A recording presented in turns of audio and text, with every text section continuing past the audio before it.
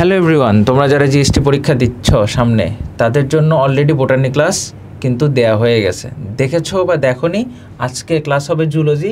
Botany ক্লাসটা এই video description বক্সে দেয়া থাকবে। অসাধারণ একটা ক্লাস ছিল, এই ক্লাসটা অসাধারণ হতে যাচ্ছে। চলো দেখে এই ক্লাসে কি কি আছে। এই ক্লাসে আছে হচ্ছে জুলজি, ক্লাস টিমের রিজভি ভাই, দেখতেই পাচ্ছ ক্লাস, এবং প্রত্যেকটা চ্যাপ্টার ওয়াইজ এই প্রশ্নগুলো সাজানো আছে, এবং প্রত্যেকটা চ্যাপ্টারের শুরুতে আগে সাজেশান দেওয়া হয়েছে এবং তারপরে বিগত বছরের প্রশ্নগুলো নিয়ে আলোচনা হবে। ঠিক আছে, তো তোমরা, আমার মনে হয় 2 ঘন্টার কম সময়ে ক্লাসটা শেষ হয়ে যাবে। তোমরা সবাই ক্লাসটা পুরোটা দেখতে পারো। দেখলে আমি বিশ্বাস করি যে এখান থেকে তোমরা একটা ভালো সাপোর্ট পাবা তোমাদের পরীক্ষায়। ওকে, তাহলে আমরা আর দেরি না করে ক্লাসে চলে যাবো। রিজভি, বাচ্চারা কি খবর, ভালো আছো কিনা? জানি সময়টা খুব দুর্যোগের, তবুও যে সাথে আছো, চেষ্টা করে যাচ্ছ, এই জন্য তুমি একটা আমার কাছ থেকে একটা ধন্যবাদ এবং কি বলা যায়, স্যালুট পাও। অন্তর ভাইকে একটু ধন্যবাদ না দিলেই না, কারণ হচ্ছে তোমরা তো আমার জন্য একটা বড় মোটিভেশনের জায়গা। ইউটিউবের কমেন্ট বক্সগুলো আমি চেক করে দেখেছি যে অনেকেই বলেছে ভাই জুলজি ক্লাসটা নেন, এর জন্য আমি দাঁড়িয়েছি। কিন্তু এর পেছনে আবার অন্তর ভাইয়ের একটা ভূমিকা আছে। ভাইও আমাকে সবসময় পুশ করেন যেন আমি আসলে তোমাদের জন্য কাজগুলো করতে পারি। তো এই ভিডিওগুলো, যে ভিডিওগুলো আসলে তোমার মতো তোমার অন্যান্য বন্ধুদেরও দরকার, তুমি একটু মেক শিওর করবা যেন এটা খুব দ্রুত সময়েই অন্যান্য বন্ধুর কাছে পৌঁছে যায়। কারণ হাতে আমাদের বেশি সময় বাকি নাই। 5 তারিখে হাজি দানেশ পরীক্ষা আমি জানি, তারপরে তো জিএসটি পরীক্ষা, হাতে সময় বেশি বাকি নেই। আমরা চাইলেও খুব এলাবোরেটলি পড়তে পারছি না। ভাইয়ের ইচ্ছা করছে আর একটু বেশি করে পড়াতে, কিন্তু শেষ সময়ে অনেক কিছু পড়ে মাথা ভার করা যাবে না। আমরা অনেক কিছু পড়েছি অলরেডি, রাইট? আমরা পড়ছি বা না পড়ি, এখন আর কি বেশি পড়ার সুযোগ নেই। তো আমরা প্রত্যেকটা অপশন ধরে ধরে আগাবো। চলো তাহলে শুরু করি বিসমিল্লাহ বলে। ঠিক আছে, রেডি তো তুমি? চলো, মনোযোগ দিয়ে পড়বা এবং অ্যান্সার করার চেষ্টা করবা ভাইয়ের আগে। আচ্ছা, প্রাণীর বিভিন্নতা ও শ্রেণীবিন্যাস, এই চ্যাপ্টার থেকে আমরা যদি একটু বইটা উল্টায় দেখতে চাই, আমি কি দেখব? শুরুতে যে শ্রেণীবিন্যাসের 16টা ভিত্তি আছে, সেগুলোর মধ্যে অনেকগুলো এক্সাম্পল লুকিয়ে আছে, রাইট? ওইগুলো খুব ইম্পর্টেন্ট, ধরে ধরে আসে। যেমন ধরো কোনটা, ধরো আমি তোমাকে একটা প্রশ্ন করলাম শুরুতেই যে ভলভক্সে কোন ধরনের প্রতিসাম্যতা দেখা যায়? তুমি যদি বলো দ্বিঅরীয় প্রতিসাম্যতা, হবে না। ভলভক্সে দেখা যায় গলীয় প্রতিসাম্যতা, তাই না? আবার ধরো হাইড্রাতে কি ধরনের প্রতিসাম্যতা দেখা যায়, লিখে ফেলো কমেন্টে। ঠিক আছে, তো এই টাইপের প্রশ্নগুলো কিন্তু খুব কমনলি আসে। আচ্ছা, সিলম থেকে প্রশ্ন আসে যে কোনটা, ধরো বললাম যে নিচে কোনটা সিউডোসিলোমেট, তুমি জানো কিনা সিউডোসিলোমেটকে? 9টা পর্বের মধ্যে নেমাটোডা, এটা হচ্ছে সিউডোসিলোমেট, তাই না? আচ্ছা, এছাড়াও রোটিফেরা আর হচ্ছে আরেকটা আছে, যাই হোক এই দুটো শিখলেই হবে। তো এই এক্সাম্পলগুলো ইম্পর্টেন্ট, এই এক্সাম্পলগুলো অবশ্যই আমরা দেখে যাব। ঠিক আছে, তারপরে দেখো 9টা ফাইলামের অনেক কথাই লেখা আছে, তবে তুমি দেখবা যেই শব্দগুলো বোল্ড করে লেখা, যেগুলো ধরো প্রধান শব্দ, যেমন আমি কিছু বলি তোমাকে একটু কষ্ট করে।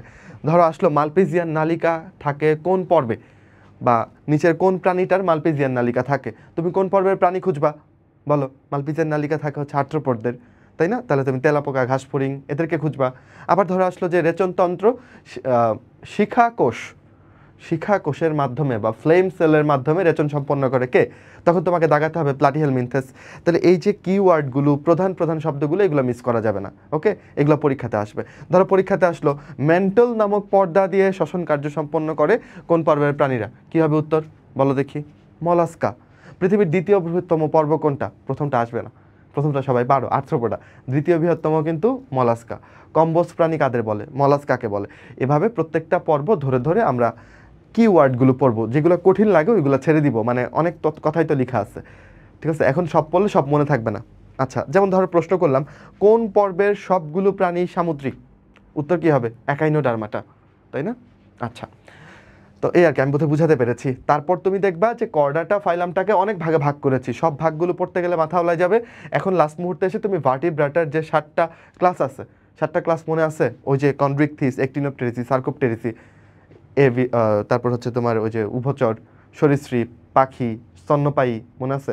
ওইগুলোর একটু বেসিক, যে এটার মতো এটার কিছু বেসিক বৈশিষ্ট্যগুলো পড়ে ফেলতে হবে। যেমন ধরো পরীক্ষায় আসতে পারে যে পরীক্ষায় আসলো ধরো যে কার হৃৎপিণ্ডে 2টা প্রকোষ্ঠ পাওয়া যায়, তুমি কোনটা দাগাবা? মাছেরটা দাগাবা, তাই না? উভচরে আবার কয়টা পাওয়া যায়? 3 প্রকোষ্ঠ পাওয়া যায়। আচ্ছা, এই ব্যাপারগুলো। বা ধরো পরীক্ষাতে আসলো ডায়াফ্রাম পাওয়া যায় কোন ক্লাসের প্রাণীতে বা কাদের পাওয়া যায়, তখন তোমাকে দাগাতে হবে স্তন্যপায়ীদের ডায়াফ্রাম পাওয়া যায়। সিরিংস পাওয়া যায় কাদের? সিরিংস হচ্ছে যেটা দিয়ে পাখিরা শব্দ তৈরি করে, এটা পাওয়া যায় পাখিতে। প্রথম উষ্ণ রক্ত বিশিষ্ট প্রাণী কোনটা? উত্তর হচ্ছে পাখি। এর আগে যারা আসছে সরীসৃপ বা উভচর বা মাছ, এরা সবাই শীতল রক্ত বিশিষ্ট প্রাণী। উষ্ণ রক্ত বিশিষ্ট প্রাণীর ইংরেজি কি বলো?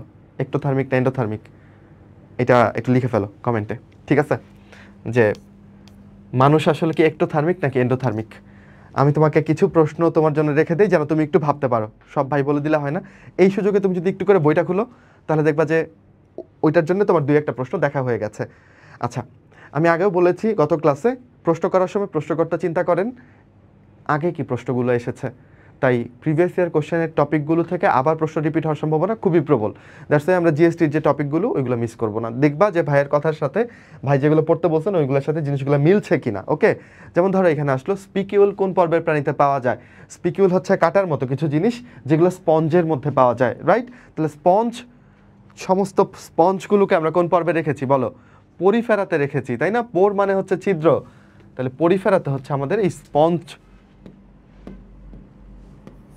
স্পঞ্জগুলোকে পাওয়া যাবে আর স্পঞ্জের মধ্যে হচ্ছে এই স্পিকিউলগুলো থাকে রাইট তারপর ধরো আমি যদি এখান থেকে প্রশ্ন করি যে নালীতন্ত্র কোনটায় পাওয়া যায় উত্তর কি হবে এই পরিফেরাই আমার ছোটবেলায় উল্টাপাল্টা লাগতো নালীতন্ত্রের সাথে পানি সংবহন তন্ত্রে বুঝছো তাহলে পানি সংবহন তন্ত্র কোথায় পাওয়া যায় পানি সংবহন তন্ত্র পাওয়া যায় হচ্ছে ডারমাটাতে তাই না তো এই আর কি আচ্ছা তারপর চলো আগাই এরপরের প্রশ্নটা দেখি সঠিক মিলটা খুঁজে বের করতে বলছে অ্যানিলিডাকে বলছে সিউডোসিলোমেট তুমি যদি একটু সিরিয়ালি আগাও 9টা পর্বের মধ্যে প্রথম 2টা পর্ব পরিফেরা এবং নিডারিয়া এদেরকে আমরা কোনো সিলোমের আওতাতেই ফেলবো না কারণ সিলোম থাকবে ত্রিস্তরী প্রাণীর রাইট ত্রিস্তরী প্রাণী শুরু হয়েছে প্লাটিহেলমিনথেস থেকে তাই তো নিডারিয়াতে কয়টা স্তর 2টা স্তর তাহলে ও আলোচনাতেই আসবে না প্লাটিহেলমিনথেস হচ্ছে এসিলোমেট তারপরে যে আসছে নেমাটোডা সে হচ্ছে সিউডোসিলোমেট নেমাটোডার পরে যারা আসছে মলাস্কা থেকে শুরু করে অ্যানিলিডা আর্থ্রোপোডা যারা আছে সবাই হচ্ছে তোমার কি বলো ইউসিলোমেট তাই তো আচ্ছা তাহলে আমাদের অ্যানিলিডা কি সিউডোসিলোমেট না সিউডোসিলোমেট ভাই কি বললো বলো একটা হচ্ছে টিউব উইদিন টিউব সিউডোসিলোমেটের মধ্যে টিউব উইদিন টিউবকে বলো নেমাটোডা তাই না ওই গোল কৃমিগুলোকে দেখলে টিউব উইদিন টিউব মনে হয় ধর এটা একটা গোল কৃমি এটার ভেতরে যে একটা নালী থাকে বুঝছো এদের পৌষ্টিক নালী এটাও একটা টিউব নিজেও একটা টিউব এই জন্য একে টিউব উইদিন টিউব বলি এই নেমাটোডা হচ্ছে সিউডোসিলোমেট মিথ্যে সিলোমযুক্ত ওকে অ্যানিলিডাতে প্রকৃত সিলোম থাকে ইউসিলোমেট তাহলে এটা ভুল সঠিক হয় নাই আচ্ছা নিডারিয়াকে তো আমি আলোচনাই রাখবো না নিডারিয়া যেহেতু ত্রিস্তরী না ওর কোনো সিলোম ভিত্তিক আলোচনাই নেই ওকে আচ্ছা রোটিফেরা ভাই কি বললো রোটিফেরা কেমন রোটিফেরা হচ্ছে সিউডোসিলোমেট ওকে আচ্ছা তাহলে তো এইটাও ভুল তাহলে বুঝা যাচ্ছে যদিও তোমার বইতে টেনোফোরা যে এসিলোমেট এটা একদম ক্লিয়ারলি লেখা আছে কিনা আমার জানা নাই তবে অপশন চেক করে আমি বুঝতে পারতেছি যে টেনোফোরা এটাই আসলে সঠিক উত্তর ঠিক আছে এইটাই হবে উত্তর বুঝছো আচ্ছা প্রশ্নটা কিন্তু একটু ট্রিকি আছে রাইট আচ্ছা নেক্সট যাই আমরা চলো তাহলে বলো আমরা কি কর্ডাটাতে কি কর্ডাটার প্রাণীরা কি ধরনের সিলোমেট ইউসিলোমেট ইজি ক্যারোলাস লিনিয়াস কত সালে দ্বিপদ নামকরণ আর কি প্রবর্তন করেন আচ্ছা এটা কবে হবে 1753 হওয়ার কথা রাইট আচ্ছা এটা একটা র্যান্ডম প্রশ্ন হাজি দানেশে আসছিল সাল থেকে তাহলে দ্বিপদ নামকরণের জনককে ক্যারোলাস লিনিয়াস ত্রিপদ নামকরণের জনককে জানো কি না এটা হচ্ছে বিজ্ঞানী স্লেজেল ত্রিপদ নামকরণ করছিল বুঝছো দুইটা নাম দিয়ে যখন ক্লিয়ারলি বোঝা যায় না তখন স্পেসিসের পরে আরও একটা নাম যুক্ত করা হয় এটাকে বলে ত্রিপদ নামকরণ হৃৎপিণ্ড 4 প্রকোষ্ঠ বিশিষ্ট নয় কার কুমির যদিও এটা একটা সরীসৃপ তো সরীসৃপের সাধারণ বৈশিষ্ট্য হচ্ছে হৃৎপিণ্ড অসম্পূর্ণভাবে 4 প্রকোষ্ঠ একমাত্র কুমির হচ্ছে সম্পূর্ণভাবে 4 প্রকোষ্ঠ এটা বোধহয় সবাই জানো কেউ কিছু না জানলেও এটা সবাই জানে আচ্ছা মানুষেও 4 প্রকোষ্ঠ 2টা অলিন্দ 2টা নিলয় বাদুর এটা হচ্ছে স্তন্যপায়ীর ক্ষেত্রে 4 প্রকোষ্ঠই হবে এই যে ব্যাং এটা একটা উভচরের ক্ষেত্রে কয় প্রকোষ্ঠ রে 3 প্রকোষ্ঠ বুঝছো আর কি জানবো এই ব্যাঙের ক্ষেত্রে ওর হৃৎপিণ্ডে একটা জিনিস থাকে ওইটার নাম হচ্ছে কোনাস আর্টারিওসাস কি বলো কোনাস আর্টারিওসাস ওকে আর্টারিওসাস আচ্ছা আবার রুই মাছের কথা যদি আমরা বলি রুই মাছে থাকে কয় প্রকোষ্ঠ 2 প্রকোষ্ঠ জানি এবং এখানে একটা অংশ থাকে যেটার নাম হচ্ছে তোমার বালভাস আর্টারিওসাস তাহলে বালভাস আর্টারিওসাস থাকে মাছে আর কোনাস আর্টারিওসাস থাকে উভচরে মনে থাকবে বাচ্চারা চলো তারপরে আগাই কোন পর্বের প্রাণীদের দেহে পানি সংবহন তন্ত্র বিদ্যমান মাত্রই প্রশ্ন করে ফেলেছি তাহলে পানি সংবহন তন্ত্র থাকে কোথায় বলো? একাইনোডার্মাটা। মানে আরও কিছু কথা আছে তাই না, যে একাইনোডার্মাটার দুইটা সারফেস, একটা মৌখিক তল, একটা হচ্ছে কি বলে এটাকে, মানে ইংরেজিতে বলে ওরাল সারফেস, একটা অ্যাবোরাল সারফেস, মৌখিক আর বিমৌখিক তল এরকম বলে বোধহয়, তাই না? আচ্ছা, তারা মাছ একাইনোডার্মাটার অন্তর্ভুক্ত, তোমরা জানো। আচ্ছা, প্যারাপোডিয়া কার থাকে? লিখে ফেলো কমেন্টে, প্যারাপোডিয়া কার থাকে। আমি কমেন্টগুলো চেক করব কিন্তু, ঠিক আছে? তুমি যখন শুনছো তখনই কমেন্টে লিখে ফেলো প্যারাপোডিয়া এটা থাকে। না জানলে একটু বইটা খুলে দেখো, ঠিক আছে? আচ্ছা, কিছু প্রশ্ন তোমার জন্য রেখে যাচ্ছি। ওকে, নিচের কোনটা রেপ্টাইলিয়া শ্রেণীর প্রাণী? রেপ্টাইলিয়া মানে বুঝছো? রেপ্টাইলিয়া মানে হচ্ছে সরীসৃপ, আর তোমার এমফিবিয়া মানে উভচর, এমফি মানেই উভ, ওকে, এভিস মানে পাখি। আচ্ছা, কাতলা, কাতলা তো বুঝছোই, কাতলা কাতলা কি মাছ, তাহলে এটা কোন কোন শ্রেণীর অন্তর্ভুক্ত হবে বলো? এটা হবে একটিনোপটেরিজি, একটিনোপটেরিজি, তাই না? আচ্ছা, একটিনোপটেরিজি কেন? কারণ রশ্মিযুক্ত পাখনা থাকে ও, রুই মাছ যেই কারণে, ওই কারণেই।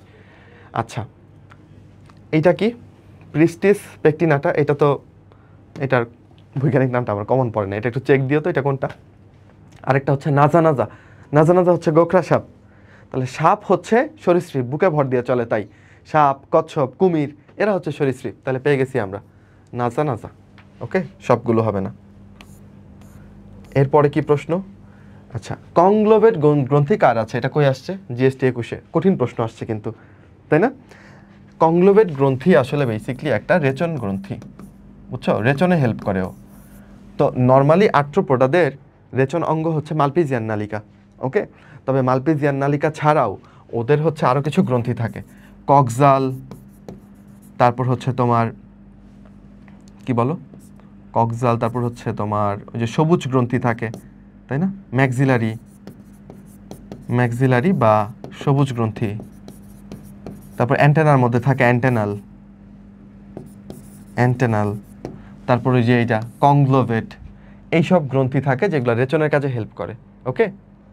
তাহলে উত্তর কি হবে বলো?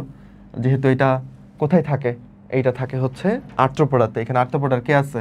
তেলাপোকা আছে, রাইট, পতঙ্গের মধ্যে থাকবে। আচ্ছা, একইভাবে ওদের কিন্তু আরেকটা জিনিস থাকে, ওটা মনে রাখতে পারো, আর্থ্রোপোডার মধ্যে বুক লাং বা বুক গিল এই জিনিসটাও পাওয়া যায়, তাই না? বুকলাং বা বুকগিল। আচ্ছা, এটা শ্বসনে হেল্প করার কথা, ওকে। দেন আগাই, অগ্রপথে 4টা আঙুল, পশ্চাৎপথে 5টা আঙুল, এরকম পাওয়া যায় কোথায় বলো? সামনের পায়ে 4টা, পেছনের পায়ে 5টা, এটা কোথায় পাবা? খুব সম্ভবত কুমিরে পাওয়া যায় নাকি?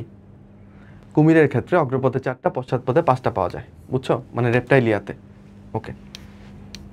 তারপর চলো আমরা একটু প্রাণীর পরিচিতি চলে আসি। গত ক্লাসে দেখেছি কেউ একজন ক্লাসটাকে ভাগ করে দিয়েছো যে এই মিনিট থেকে এই চ্যাপ্টার, ওইটা দেখে আমার খুব ভালো লাগছে। তো আজকেও তোমরা কেউ একজন ওই চ্যাপ্টার ওয়াইজ টাইমিংটা একটু কমেন্ট করে দিবা, তাহলে যে কেউ যে ক্লিক করে ওই চ্যাপ্টারে চলে যেতে পারবে, ওই চ্যাপ্টারের আলোচনাটা শুনতে পারবে, ওকে। অন্যের উপকার করলে সৃষ্টিকর্তা দেখবা কোনো না কোনোভাবে এইটার প্রতিদান তোমাকে দেখবা যে দিয়ে দিচ্ছেন, বুঝছো? তুমি মনে করতেছো আর এটা এমন আর কি, কিন্তু মানে তুমি বুঝতেও পারছো না যে তুমি আরেকজন উপকার করে ফেলতেছো, তাই না? তো সবসময় এই ধান্দায় থাকবা যে কিভাবে আরেকজনের হেল্প করা যায়, তাহলে দেখবা যে আপনি নিজের ভালো হবে, অন্য মানুষও তোমাকে হেল্প করবে, ওকে। আসি প্রাণীর পরিচিতি, তাহলে এখান থেকে কোনটার কোন টপিক পড়বা? এখানে আসলে ওই যে বললাম অবজেক্টিভের জন্য আসলে সাজেশন দেওয়া সো টাফ, তবে যেই সব টপিক থেকে বেশি প্রশ্ন আসে, হাইড্রার ক্ষেত্রে ওর নিডোসাইট বা নেমাটোসিস্টের যে আলোচনাগুলো আছে, হ্যাঁ, এটা খুব ইম্পর্টেন্ট। চলন কিভাবে চলে হাইড্রা? দ্রুত চলন পদ্ধতি কোনটা হাইড্রার বলো? সমারসল্টিং, ডিগবাজি মেরে দ্রুত চলে। লম্বা চলতে গেলে লুপিং, লম্বাতে ল, লুপিংয়ে ল, তাই না? আর সমারসল্টিং হচ্ছে ডিগবাজি মেরে গেলে দ্রুত চলে, ওকে। তারপর ধরো ঘাসফড়িংয়ের ক্ষেত্রে আসো, বাহ্যিক গঠনগুলো থেকে প্রশ্ন আসে। বাহ্যিক গঠনের মধ্যে কি আছে বলো? ওর যে মানে ওকে কী কী ভাগে ভাগ করি আমরা? মস্তক, বক্ষ আর উদরে ভাগ করি না? তো এখানের পুরো অংশটাই বেশি ইম্পর্টেন্ট। যেমন ধরো পরীক্ষাতে আসলো যে ঘাসফড়িংয়ের তো 2 জোড়া ডানা থাকে, রাইট? প্রথম জোড়া ডানাকে কি কি নামে ডাকে? প্রথম জোড়া ডানা কিন্তু উঠতে হেল্প করে না, সেটা দিয়ে ও দ্বিতীয় জোড়া ডানাকে ঢেকে রাখে, ঠিক তো? তাহলে এই প্রথম জোড়া ডানার নাম কি? এলিট্রা বা ট্যাগমিনা বা উইং কাভার, তাই না? তাহলে এই পার্টগুলো আমরা একটু পড়বো, ওকে। ওর কয় জোড়া পা থাকে? 3 জোড়া পা থাকে। সামনের দুইটা হচ্ছে হাঁটতে হেল্প করে, পেছনেরটা লাফাইতে হেল্প করে। আর তারপরে আরও কি পড়তে পারো, ওর উদরের মধ্যে বক্ষ এবং উদর অঞ্চল মিলিয়ে কি থাকে, শ্বাস, ওগুলাকে কি বলে, স্পাইরাকেলের বাংলা কি, শ্বাসরন্ধ্র। ওকে, তাহলে শ্বাসরন্ধ্র কতগুলো থাকে ওর, 10 জোড়া, 2টা থাকে বক্ষে, 8 মানে 2টা না, 2 জোড়া থাকে বক্ষে, 8 জোড়া থাকে উদরে, তাই না? এইভাবে গঠনটা একটু পড়তে হবে। ওকে, তারপর ধরো ঘাসফড়িংয়ের পিঠের দিকে, আচ্ছা আমার কাছে এখানে একটা ঘাসফড়িংয়ের ছবি আছে, ও না বইয়ের পেছনে তার ঘাসফড়িংয়ের ছবি তুলে দিছে। যাই হোক, সব ছবি দেখে পড়াতে পারছি না, আশা করি রিলেট করতে পারবা, কারণ এগুলো তোমরা কম বেশি পড়েছো। ঘাসফড়িংয়ের পিঠের দিকে ওর কি থাকে, টারগাম না স্টারনাম, টারগাম। তাহলে অগ্রবক্ষের টারগামটা খুব বড় হয়, বুঝছো, এত বড় যে অগ্রবক্ষ থেকে কোনো ডানা বা কিছু কিন্তু বেরোতে পারে না, অগ্রবক্ষে কিন্তু কোনো ডানা নাই, কারণ পিঠের মধ্যে একটা শিল্ডের মতো আছে। বলতে হবে ওই টারগামটার নাম কি, পারবা? আচ্ছা, ওটার নাম হচ্ছে, বলবো, আচ্ছা প্রোনোটাম। ওকে, ওটাকে বলে প্রোনোটাম, তাই না? এভাবে আমরা গঠনটা ভালো করে পড়বো। অ্যান্ড দেন পুঞ্জাক্ষী এবং দর্শন থেকে অনেকগুলো প্রশ্ন আসে। কীরকম আমি তোমাকে বলি, এই যে পুঞ্জাক্ষীর একক কি, ওমাটিডিয়াম। একটা পুঞ্জাক্ষীতে কয়টা ওমাটিডিয়াম থাকে, 2000 ওমাটিডিয়াম থাকে। দেন হচ্ছে এই পুঞ্জাক্ষীর যে কিছু অংশ আছে, ধরো প্রশ্ন করলো যে র্যাবডমের কোন অংশ দ্বারা, সরি অ্যান্সার দিয়ে ফেলছি, ওমাটিডিয়ামের কোন অংশ দ্বারা আলো গৃহীত হয়, উত্তর কি হবে, র্যাবডম দিয়ে আলো গৃহীত হয়। বুঝছো? তাহলে ওমাটিডিয়ামের ছবিটার দিকে একটু দেখতে পারো, এটার অংশগুলো দেখতে পারো, এই, হ্যাঁ।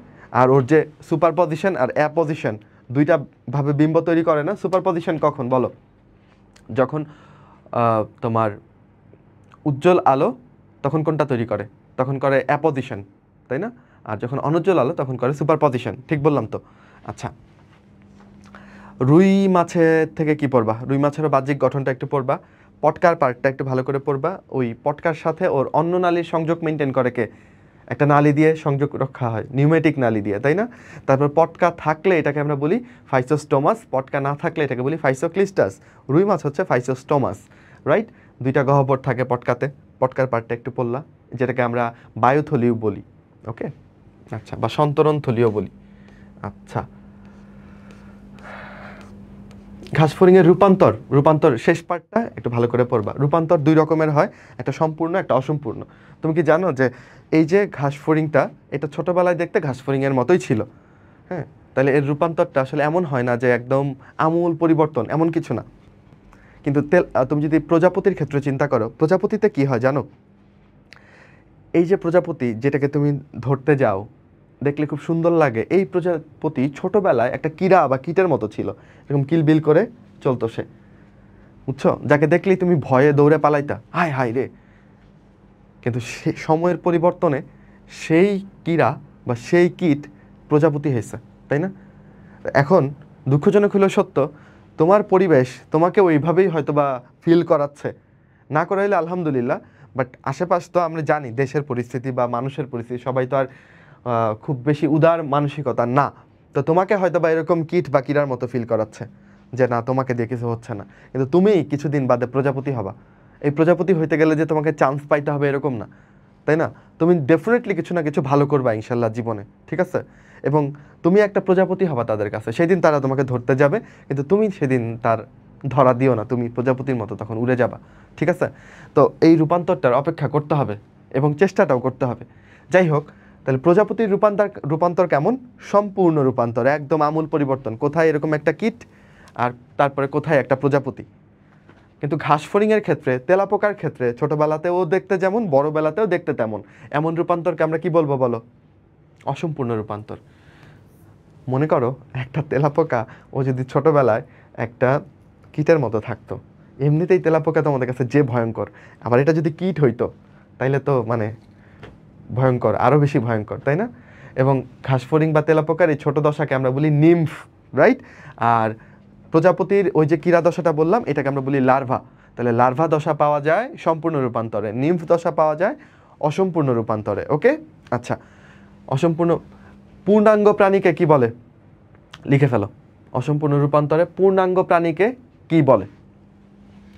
আচ্ছা, রুই মাছের পটকা অন্ননালীর মধ্যে সংযুক্ত হয় কোনটির মাধ্যমে? অলরেডি বলে ফেলছি, নিউমেটিক নালী।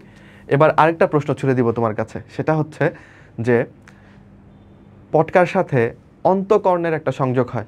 অন্তকর্ণ, রুই মাছেরও কর্ণ আছে, ঠিক আছে, অন্তঃকরণের সাথে এই পটকার সংযোগ করে কে? উত্তরটা বলেই দেই, সেটা হচ্ছে ওয়েবেরিয়ান অসিকাল। ওয়েবেরিয়ান অসিকাল, ওকে, ওয়েবেরিয়ান অসিকাল বা ভেবেরিয়ান অসিকালও বলে। এই ছোট্ট একটা হাড্ডি এইটা পটকার সাথে অন্তঃকরণের সংযোগ করে। তাহলে খেয়াল করো এটা কি অন্ননালী বলছে নাকি অন্তঃকর্ণ বলছে? ওকে, অন্ননালী হইলে নিউমেটিক নালী। ওকে, ঘাসফড়িংয়ের শ্রবণথলি কি দিয়ে আবৃত থাকে? তাহলে ঘাসফড়িংয়ের শোনার জন্য একটা ছিদ্র থাকে। আমাদের যে কানের পর্দা ওইটার নাম হচ্ছে টিম্প্যানিক মেমব্রেন। এবার তুমি বলো ঘাসফড়িংয়ের শ্রবণথলি কি দিয়ে আবৃত থাকবে? যেই পর্দা দিয়ে আবৃত থাকবে এটার নাম হচ্ছে টিম্পেনাম। এখানে একটা রফলা উঠে গেছে, উত্তর কি হবে বলো? টিম্পেনাম। ওকে, এবার প্রশ্ন, টিম্পেনাম ঘাসফড়িংয়ের কয় নাম্বার খণ্ডকে থাকে? বক্ষে থাকে না উদরে থাকে? উত্তর হচ্ছে উদরে থাকে, এবং এটা প্রথম উদরীয় খণ্ডকে থাকে। ওকে, প্রথম উদরীয় খণ্ডকে, উদরীয় খণ্ডকে এটা থাকে টিম্পেনাম। দুই পাশে দুইটা টিম্পেনাম থাকে, এটা দিয়ে ঘাসফড়িং শুনতে পায়। ওকে, আচ্ছা, আর টার্গাম, স্টারনাম, প্লিউরন এগুলো কি বুঝতে পারছো? ঘাসফড়িংয়ের পিঠের দিকের যে কাইটিন বা আবরণ ওইটা হচ্ছে টার্গাম। এটা কোথায় থাকবে তাহলে? পিঠের দিকে ঘাসফড়িংয়ের। অগ্রবক্ষেরটা প্রোনোটাম হয়ে গেছে বড় হয়ে, এটা থাকবে পেটের দিকে, তাই না? আর প্লিউরনটা শুধুমাত্র বক্ষে থাকবে, ঘাসফড়িংয়ের বক্ষে। এটা কোন দিকে থাকবে? পাশে থাকবে। হ্যাঁ, উদরে নাই কিন্তু প্লিউরন, কিন্তু উদরে বা পেটে নাই। ওকে, ঘাসফড়িংয়ের মোট কয়টা খণ্ডক পাওয়া যায় জানো? ঘাসফড়িংয়ের খণ্ডক পাওয়া যায় 20টা। ওর যে মুখমণ্ডল না, মানে ওর যে কি বলা যায় মস্তক, এই মস্তকে থাকে 6টা ভ্রূণীয় খণ্ডক। ওকে, আর বক্ষে থাকে 3টা, অগ্র, মধ্য, পশ্চাৎ। তাই তো, বুঝতেছো? একটা ঘাসফড়িং ধরো, এটা ধরো ঘাসফড়িংয়ের মুখ, ঠিক আছে? আচ্ছা, এরপর এটা মনে করো বক্ষে থাকে 3টা। এরপরে এটা কি বলো? এটা হচ্ছে উদর। উদরে কয়টা খণ্ডক থাকে? 11টা। আমি আর গুনতে পারলাম না। ওকে, সো ঘাসফড়িংয়ের মোট খণ্ডক থাকবে কয়টা? 20টা। আচ্ছা, হাইড্রার হিপনোটক্সিন কি দিয়ে তৈরি? ছোটবেলা থেকেই পড়ছো, আশা করি সবাই পারো যে এটা প্রোটিন আর ফেনল দিয়ে তৈরি, তাই না? এবার ধরে প্রশ্ন করলাম, হাইড্রার নিডোসাইটের কোন অংশটি ট্রিগারের মতো কাজ করে? বলে ফেলো, কোন অংশটা ট্রিগারের মতো কাজ করে? কি বলো? নিডোসিল, তাই না? আচ্ছা, মেঘাচ্ছন্ন সন্ধ্যাবেলায় পুঞ্জাক্ষীতে কোন ধরনের প্রতিবিম্ব দেখতে পাবে? আচ্ছা, প্রশ্নটা বোঝার চেষ্টা করো। মেঘাচ্ছন্ন মানে কি বলো? অনুজ্জ্বল আলো না? অনুজ্জ্বল আলো। তাহলে এই অনুজ্জ্বল আলোতে সে কি ধরনের বিম্ব তৈরি করবে বলো? সুপার পজিশন তৈরি করবে। মোজাইকের আরেক নাম কি? অ্যাপোজিশন। অ্যাপোজিশন। তাহলে এ পজিশনটা হচ্ছে ওর ভালো বিম্ব। ওকে, উজ্জ্বল আলোতে মোজাইকের মতো করে দেখবে, আর সুপার পজিশনটা অন্ধকারে দেখবে, ওইটা অত ভালো মতো দেখতে পারবে না। তখন জিএসটিতে আসছিল, তাইলে আমরা ওর যে দুইটা বিম্ব এই ব্যাপারটা একটু ভালো করে পড়বো। ওকে, ওর ওমাটিডিয়ামে, ধরো এটা একটা ওমাটিডিয়াম, ওমাটিডিয়ামের এখানে তো আইরিশ রঞ্জক আবরণীগুলো থাকে। তো উজ্জ্বল আলোতে এই রঞ্জক আবরণীগুলো পুরোটাকে ঢেকে রাখে। ফলে কি হয়? ফলে এক জায়গার লাইট, ধরো এটা লাইট, এটা কি হইতে পারে না বলো? পাশেরটায় যেতে পারে না, একটা ওমাটিডিয়ামের মধ্যেই আবদ্ধ থাকে। ফলে এই মোজাইক বা অ্যাপোজিশন বিম্ব তৈরি হবে। ওকে, এবং ধরো এখানে 3টা ওমাটিডিয়াম আছে। হ্যাঁ, 3টা ওমাটিডিয়াম, তাহলে 3টারই এই রঞ্জক আবরণীগুলো কি হবে বলো? এরকম লম্বা হয়ে থাকবে। ফলে একটা লাইট আরেকটায় যেতে পারবে না। সো এক একটা পয়েন্টের বিম্ব একটা জায়গায় তৈরি হবে। জিনিসটাকে তাহলে সে কিসের মতো দেখবে? মোজাইকের মতো দেখবে, বুঝছো? আর যদি এটা সুপার পজিশন হয় তাহলে বিম্বটা কেমন হবে? ঝাপসা হবে। কেন ঝাপসা হবে? কারণ তখন আলো কম থাকার দরুন তার যে রঞ্জক আবরণী সেগুলো ছোট হয়ে থাকবে, তাই না? ফলে একটা লাইট আরেকটাতে প্রবেশ করবে। আমি খুব সিম্পলিফাইড হয়তো আঁকার চেষ্টা করছি, তাড়াতাড়ি করে আসলে, ঠিক আছে? তাহলে ধরো এইটার লাইট কি হতে পারে? এই না চলে আসতে পারে, এটার লাইট আবার এটাই চলে আসতে পারে। তখন একটার উপর আরেকটা পড়লে জিনিসটা কি হবে? ঝাপসা হয়ে যাবে না? ধরো আমি লিখতেছি এর উপরে আবার বি এর উপরে আবার সি, এই জিনিসটা কি বোঝা যাচ্ছে? একটার উপর আরেকটা পড়লে জিনিসটা ঝাপসা হয়ে যায়।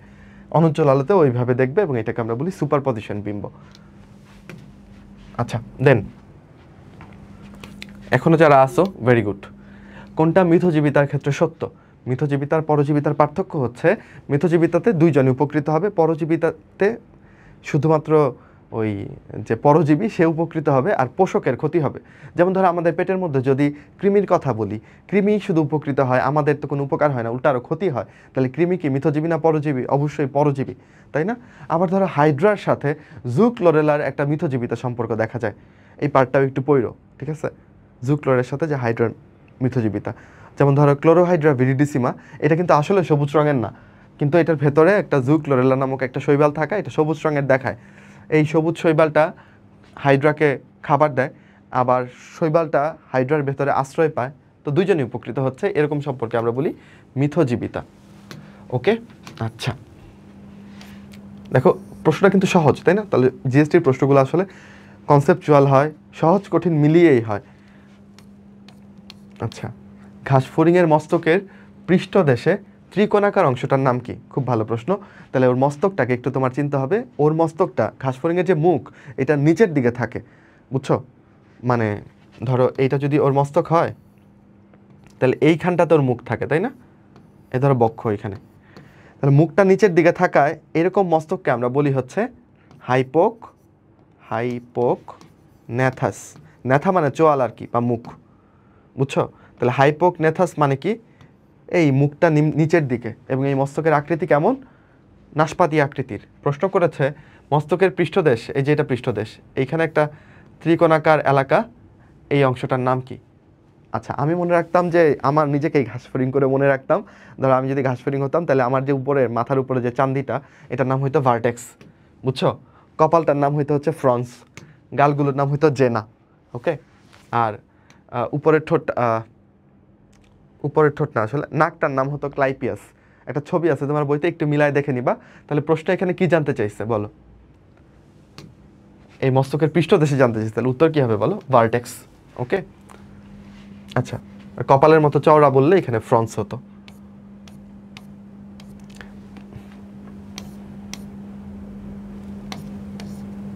পুঞ্জাক্ষী কোন প্রাণীতে পাওয়া যাবে?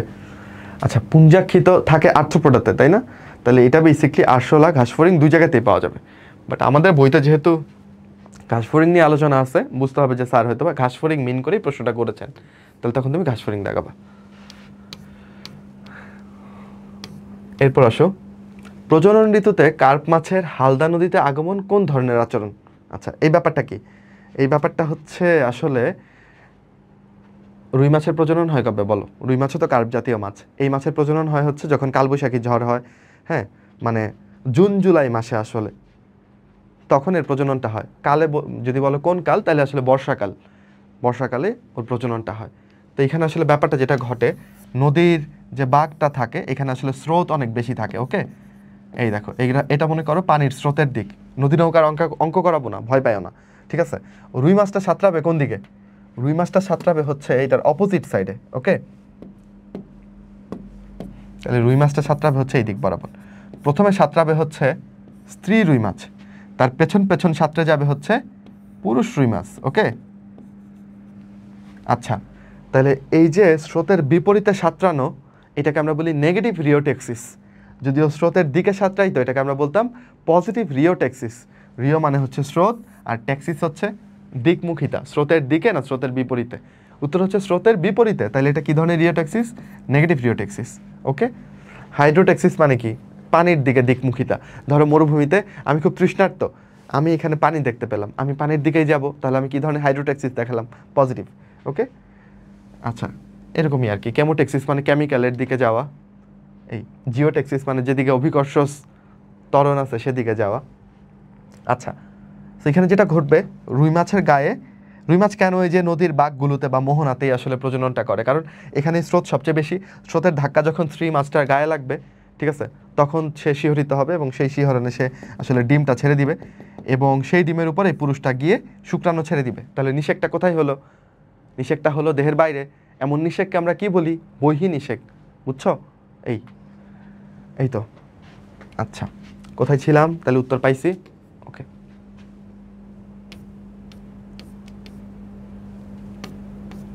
কোথায়?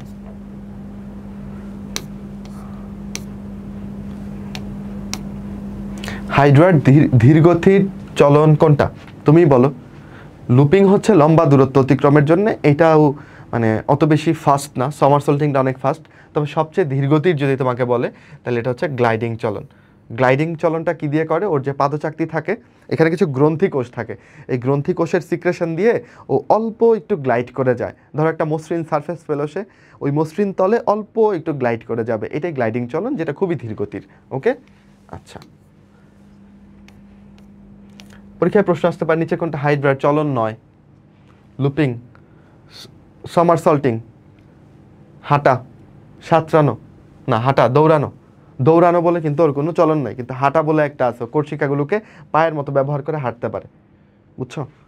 এবার লিখে ফেলো, আরোহণ অবরোহণ সম্পন্ন হয় হাইড্রার কোন ধরনের চলনে? কমেন্টে লিখো, আরোহণ অবরোহণ সম্পন্ন হয় হাইড্রার কোন ধরনের চলনে? আচ্ছা, ব্রেনস্টর্মিং করো, ঠিক আছে? মস্তিষ্কটাকে খাটাও, না পারলে হতাশ হয়েও না, খালি পরীক্ষার আগে দোয়া করবা এটাই যে ইনশাল্লাহ আমি যেগুলো পারি, আমি যেগুলো পড়েছি সেখান থেকে আসবে। এভাবে আমাদের মস্তিষ্ককে বা নিজেদের মানে কি বলবো আসলে হার্ট মস্তিষ্ক সব কিছুকেই ঠান্ডা রাখতে হবে। চিন্তা করতে হবে যে সৃষ্টিকর্তা যা করবেন ভালোর জন্য করবেন, এই পরীক্ষায় চান্স হোক না হোক তাতে আমার কিচ্ছু যায় আসে না, আমি ফোকাস করি আমার দিকে, আমি যেগুলো পারি ওগুলোই আসবে, ওইগুলো যেন আমি পেরে আসি। বেশি চিন্তা নিলেই আসলে পরীক্ষা খারাপ হয়ে যায়, বুঝছো? এইটা পারলে কি হবে, না পারলে কি হবে, এগুলো চিন্তা করে করে নিজের উপর চাপ বাড়াও না। বি কনফিডেন্ট, হাতে সময় কম, এখন হচ্ছে কথা কম কাজ বেশি করতে হবে।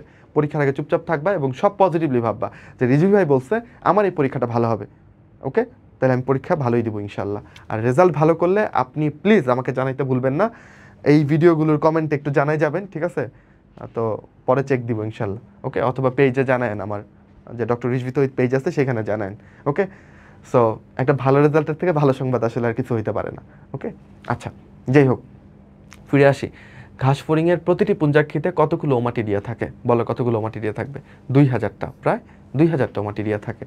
ওমাটিরিয়া হচ্ছে পুঞ্জাক্ষীর একক, ওকে। কোনটা মৃদু আলোক সংবেদী? আচ্ছা, এটাও হাজি দানেশের প্রশ্ন, একটু অনেক আগে আসছে। এটা হচ্ছে আসলে অনেকটা মানুষের মানে স্নায়ু যে চ্যাপ্টারটা আছে তোমার, সমন্বয় ও নিয়ন্ত্রণ, ওইখানের প্রশ্নও হতে পারে, বাট স্টিল হাজি দানেশের পরীক্ষা বলে একটু প্রশ্নগুলো রাখছি আর কি। এটা একটু দেখো না, মৃদু আলোতে আমাদের 2 রকমের কোষ থাকে আসলে রেটিনাতে। রেটিনা হচ্ছে আমাদের আলোক সংবেদী স্তর, চোখের অনেকগুলো স্তরের মধ্যে 3টা স্তরের মধ্যে রেটিনা হচ্ছে আলো বুঝতে পারে।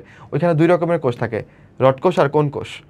রড কোষ হচ্ছে আমাদেরকে অনুজ্জ্বল আলোতে বা রাত্রেবেলা দেখতে হেল্প করে, বুঝছো? অনুজ্জ্বল আলোতে দেখতে হেল্প করে। আর কোন কোষ হচ্ছে আমাদেরকে উজ্জ্বল আলোতে দেখতে হেল্প করে, ওকে। তাহলে এখানে যেহেতু মৃদু আলো বলছে, তাহলে মৃদু আলোর প্রতি সংবেদী কোনটা? রড কোষ, ওকে। এবং রড কোষ একটা সাদা কালো বিম্ব দেখায়, যেমন ধরো আবছা আলোতে তুমি কিন্তু রং দেখতে পাও না, চাঁদের আলো যখন পড়তেছে তখন কি তুমি রং দেখতে পাও না? তুমি মনে মনে চিন্তা করে নাও আরে এই গাছের পাতাগুলো সবুজ, আসলে তুমি দেখতে পাচ্ছ না সবুজ রঙের পাতা। তাহলে অনুজ্জ্বল আলোতে আসলে সাদা কালো বিম্ব দেখতে পাও তুমি, আলো যখন বেশি পড়ে তখনই তুমি রং দেখতে পাও, ওকে। এই রং দেখতে হেল্প করে কোন কোষ? ওকে, তাহলে হলো। তারপর যাই চলো, কোন প্রাণীর রক্তে হিমোসাইট থাকে? তাহলে হিমোসাইট কাদের রক্তকে বলি? আমাদের যে রক্তকণিকাগুলো ওইগুলোকে আমরা কি বলি বলো? ব্লাড সেল বা ব্লাড কর্পাসেল এভাবে বলতে পারি, রক্তকণিকা, তাই না? তোমার ঘাস ফড়িংয়ের রক্ত অংশ পড়তে গেলে তুমি দেখবা যে ওদের রক্তে 3 রকমের হিমোসাইট থাকে।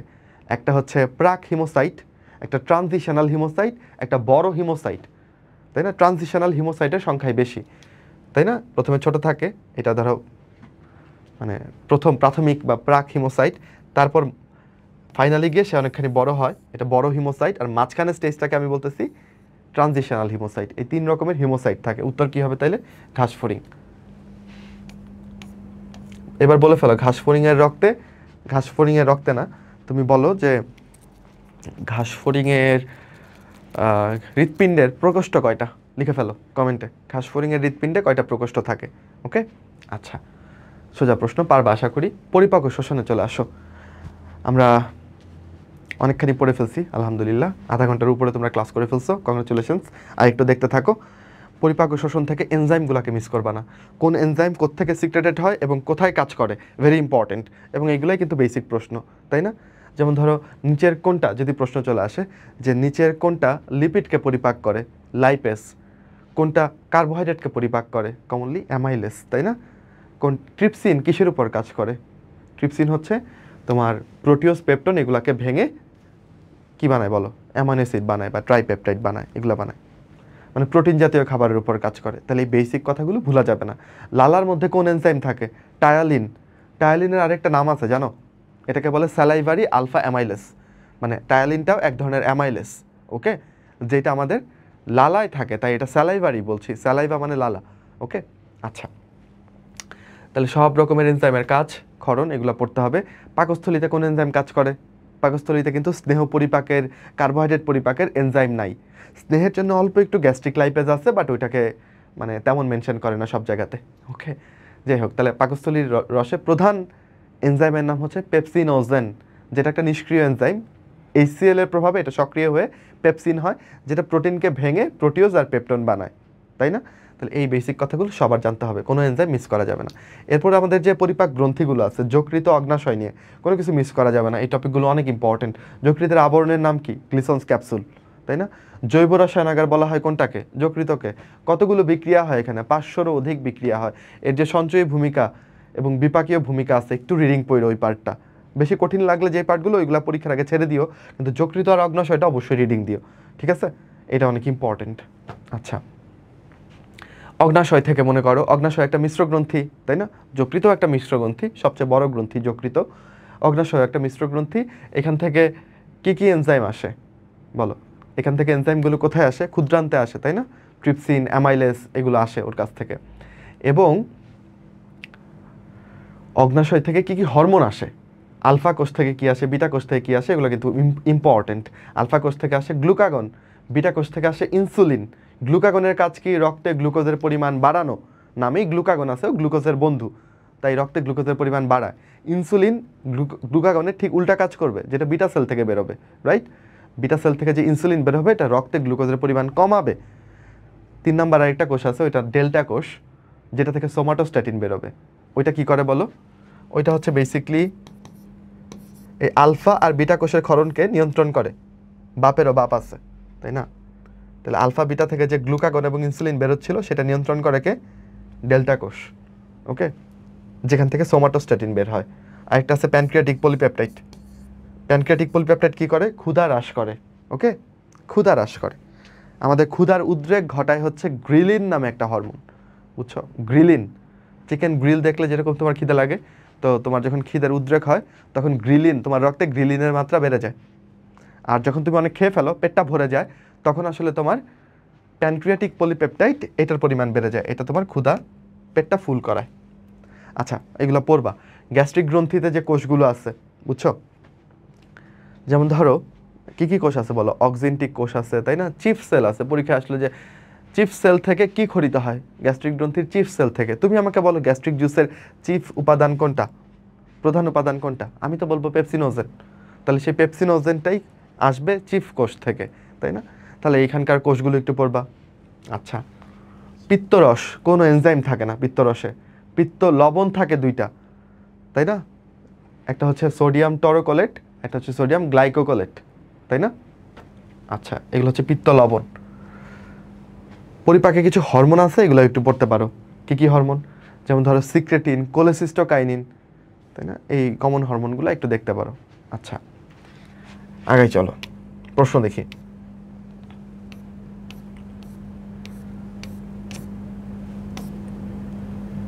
কোথায় আছি আমরা? এই তো। নিম্নোক্ত কোন পাচক রসে এনজাইম থাকে না? মাত্রই বললাম আমরা, পিত্তরসে কোনো এনজাইম নেই।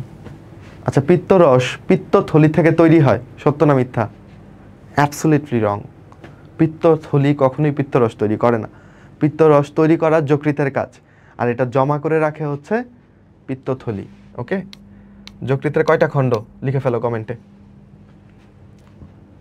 মানবদেহে টায়ালিন সক্রিয় হয় কোনটার প্রভাবে? টায়ালিন বুঝছো? লালাতে যে অ্যামাইলেসটা থাকে, স্যালাইভারি আলফা অ্যামাইলেস, ওইটা সক্রিয় হয় কোনটার প্রভাবে? ক্লোরাইডের প্রভাবে। ক্লোরাইডের প্রভাবে ওটা সক্রিয় হয়, ওকে। আচ্ছা, তোমার লালার মধ্যে ক্লোরাইড থাকে, বাইকার্বনেট থাকে।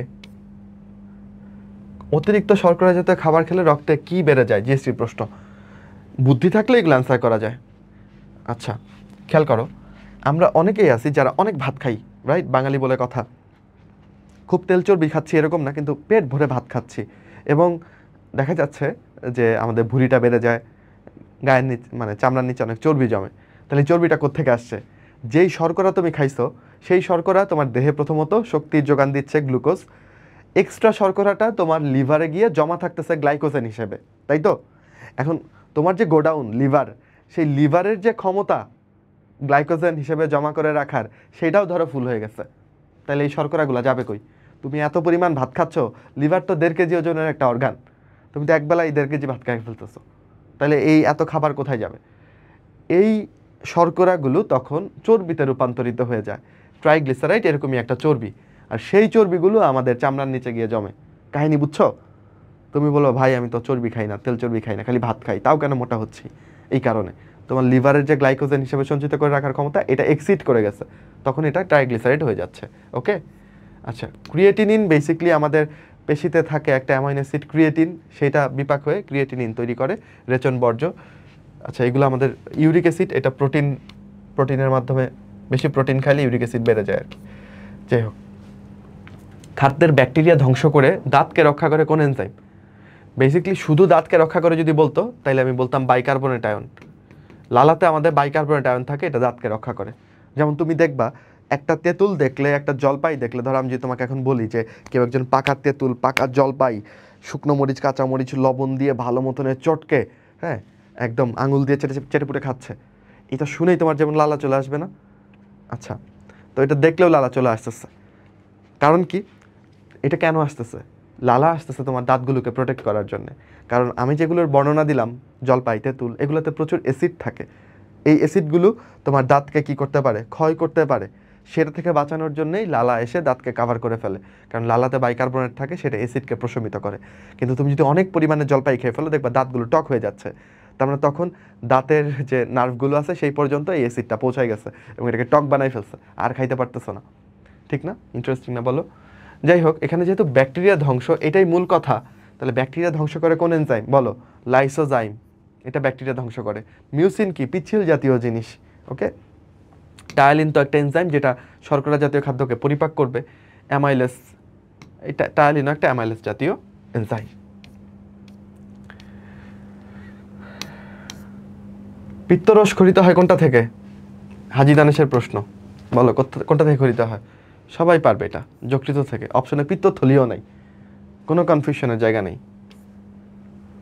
লাইসোজাম পাওয়া যায় কোন দুইটা? একটা তো অলরেডি বলে ফেললো ভাই, লালাতে।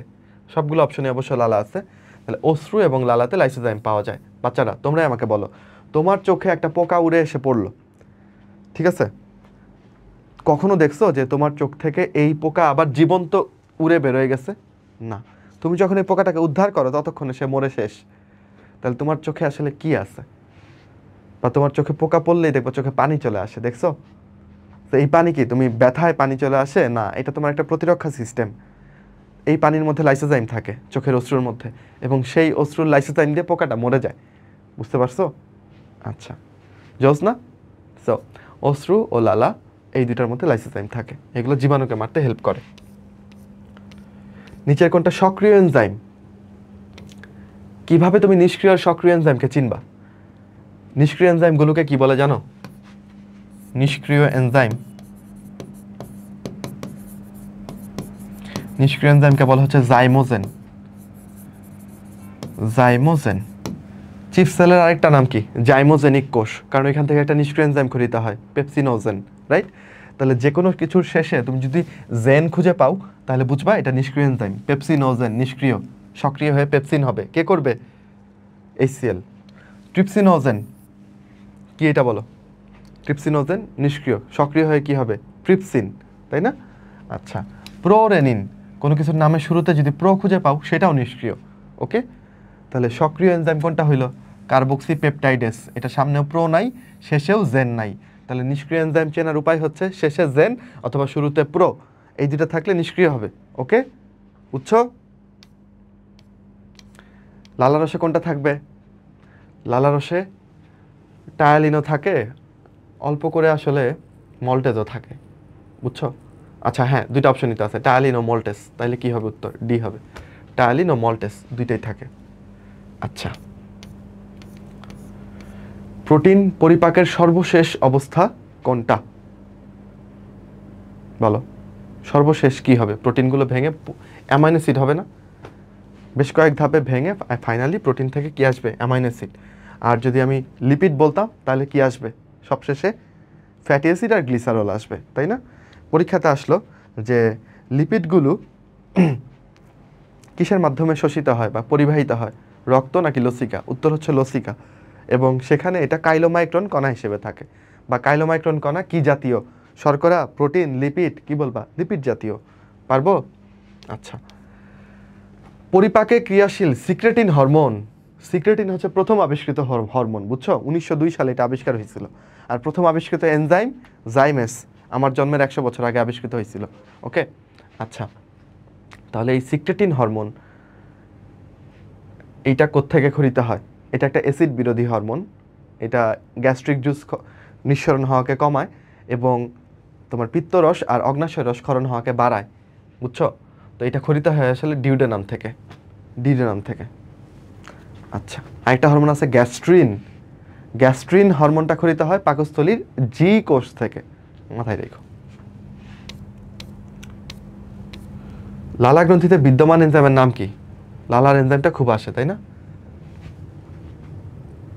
ট্রিপসিন লালায় থাকে না, লাইপেজ থাকে না, পেপসিন থাকে না, লাইসোজাইম থাকে।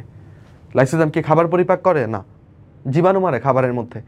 এই যে সারাদিন কত কিছু খাচ্ছ, এই খাবারের মধ্যে অনেক জীবাণুতে ভরপুর, বুঝছো? যেমন ধরো এই যে আমি যখনই খাই আমি ধরো একদম কি বলা যায় এটাকে, আমার জীবনে আমি মোটামুটি যেসব টাকা পয়সা অর্জন করেছি তার একটা বড় অংশ আমার পেটে চালান করে দিছি আসলে, বুঝছো? মানে সব ধরনের খাবার চেখে দেখতে, যে হালাল খাবার চেখে দেখতে আমার ভালো লাগে। আর তো একদম রাস্তার নোংরা খাবার থেকে শুরু করে 5 স্টারের খুব দামি খাবার সবগুলোই খেয়ে দেখার চেষ্টা করি আসলে, সামর্থ্য আছে বলে, সৃষ্টিকর্তা দিছে আলহামদুলিল্লাহ। তো যখন পচা খাবার খাই রাস্তার ধারে তখন একটু মানে তখন আসলে আমার ইমিউনিটির উপর ভরসা রেখে খেয়ে ফেলি, যে আমার তো অনেক স্তরের ইমিউনিটি আছে, মুখের মধ্যে লাইসোজাইম আছে, পেটের মধ্যে HCl আছে, তাই না? জীবাণু তো মরবেই, এই আর কি। যাই হোক, তো লাইসোজাইম জীবাণুকে মেরে ফেলে। ওকে, আচ্ছা, এই যে ধরো তোমরা যে ফুচকা খাও, ফুচকার ভেতরে দেখবা ফুচকাওয়ালা মামা একটা গামছা বেঁধে রাখে কোমরের কাছে, ওইটা হচ্ছে জাদুর গামছা। এই গামছাতে হাত মুছলেই উনার ফুচকাটা অনেক সুস্বাদু হয়, এবং এই গামছাটা এই জন্য উনি 3 বছর ধরে ধন না, বুঝছো? এই আর কি। এবং উনার নখগুলোও কিন্তু বেশ বড় বড়, তাহলে ফুচকাটা ভাঙতে সুবিধা হয়। নখগুলোর ভেতরে আবার কালো কালো ময়লা থাকে, ক্লোজলি দেখলে বুঝবা। আবার ধরো এই ফুচকার ক্ষেত্রে আরেকটা ব্যাপার হচ্ছে যে দেখবা যে এগুলো একটু বেশি ধুলোবালি জমে আছে, খোলাভাবে বিক্রি করতেছে, এগুলো বেশি মজা হয়, এই আর কি। তো আমরা খেয়ে যাচ্ছি অবলীলায়, কিন্তু তবুও আমাদের কোনো অসুখ হচ্ছে না, তাই না? তো আমাদের দেহের ইমিউনিটি একটা মানে অন্য লেভেলের জিনিস, অন্য লেভেলের। আচ্ছা, যাই হোক, তারপর চলো আগাই। অতিরিক্ত গ্লাইকোজেন নামে গ্লাইকোজেন আচ্ছা নামে মানে দেহের কোন অংশে জমা থাকে? ওকে, মানে গ্লাইকোজেনটা কোথায় জমা থাকবে? অতিরিক্ত যকৃতে জমা থাকবে। যকৃতই তো আমাদের মানে সব কিছু স্টোর করে রাখে। ওকে, চলো তারপর আগাই। রক্ত সংবহন, রক্ত সংবহন, এটার প্রথম অংশ থেকে বেশি অবজেক্টিভ আসে, বুঝছো? রক্তকণিকাগুলোর বিভিন্ন কাজ এবং এদের গঠন, এদের আয়ু, এগুলোই আসে। যেমন ধরো যদি প্রশ্ন করি হিস্টামিন ও হেপারিন ক্ষরণ করা কার কাজ? বলো, হিস্টামিন হেপারিন এই দুটো জিনিসকে ক্ষরণ করে? বেসোফিল ক্ষরণ করে, তাই না? সেরাটোনিন বলে একটা কেমিক্যাল আছে, কে ক্ষরণ করে? অনুচক্রিকা ক্ষরণ করে। ভাই এগুলার কাজ কি? হেপারিন হচ্ছে তোমার রক্তকে জমাট বাঁধতে দেয় না, হিস্টামিন কি করে? অ্যালার্জি প্রতিরোধ করে। এই দুইটা কাজ করে হচ্ছে তোমার বেসোফিল, একটা শ্বেত রক্তকণিকা, তাই না? আবার সেরাটোনিনের কথা বললেন, অনুচক্রিকা যেটা ক্ষরণ করে, এটার কি কাজ? এইটা তোমার রক্তবাহিকাকে সংকুচিত করে রক্তক্ষরণ কমায়, বুঝতেছো? তাহলে এগুলো ইম্পর্টেন্ট। কৃমির লার্ভা ধ্বংস করে কে? ইউসিনোফিল। অক্সিজেন কার্বন ডাইঅক্সাইড পরিবহন করা কার কাজ? আরবিসির কাজ, তাই না? তো শুরুর পার্টটা অনেক অনেক তথ্যওয়ালা আমি জানি, তাও এই অংশটা একটু পড়ে যায় কারণ এখান থেকে প্রশ্ন আসে।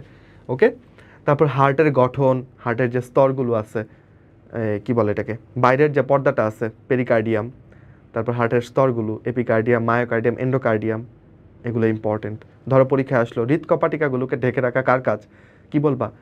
কপাটিকা যেহেতু ভেতর দিকে থাকে, তাহলে ভেতরের যে ওয়ালটা সেটাই কপাটিকাগুলোকে ঢেকে রাখবে, এন্ডোকার্ডিয়াম ঢেকে রাখে। সংকোচন প্রসারণে ভূমিকা পালন করে কোনটা?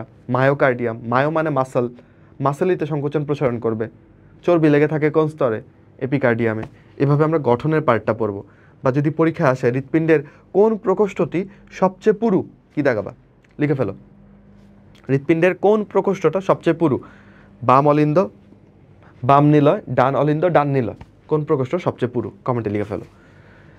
কমেন্টগুলো কইরো একটু, দেখবো না পারছো কিনা সবাই। আচ্ছা, আর যদি না পারো দেখবা অন্য বন্ধুরা কমেন্ট করছে, ওইগুলো থেকে দেখে শিখে নিবা, ঠিক আছে?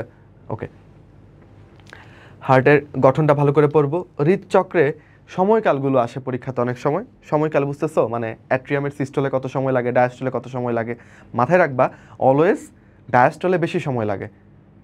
ধরো ডায়াস্টল মানে কি? যখন হৃৎপিণ্ড প্রসারিত হয় তখন এখানে রক্ত এসে জমে, তাই তো? তো যে কোনো কিছু জমানো আসলে কষ্ট, তাই না? ধরো তুমি অনেক কষ্ট করে টাকা জমাবা দেখবা, কিন্তু খরচ করে ফেলা এক মুহূর্তের ব্যাপার, তাই না? চাইলেই খরচ করে ফেলা যায়, চাইলেই জমানো যায় না।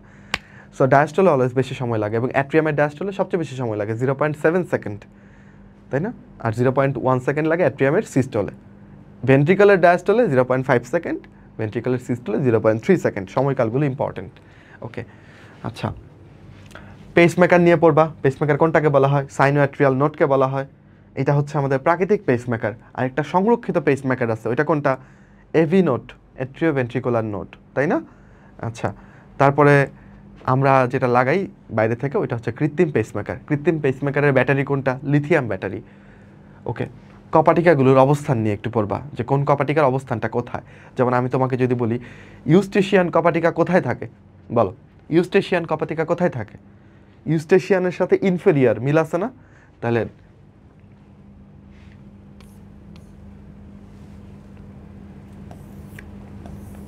এটাই মনে করো আমাদের একটা হার্ট। ওকে, এটা হচ্ছে আমাদের রাইট অ্যাট্রিয়াম। এই যে ইনফেরিয়ার ভেনা কাভাটা ঢুকলো রাইট অ্যাট্রিয়ামে, এই সংযোগস্থলে থাকে ইউস্টেশিয়ান কপাটিকা, রাইট অ্যাট্রিয়াম এবং ইনফেরিয়ার ভেনা কাভার সংযোগস্থলে। ওকে, থিবেসিয়ান কপাটিকা কই থাকে? করোনারি সাইনাস এবং রাইট অ্যাট্রিয়ামের মধ্যে। করোনারি সাইনাসটা হার্টের পেছন দিক দিয়ে আসে, রাইট অ্যাট্রিয়ামে ঢুকে এই পেছন দিক দিয়ে আসে। তো এদের মধ্যে থাকে থিবেসিয়ান কপাটিকা। কপাটিকাগুলো একটু পড়বা।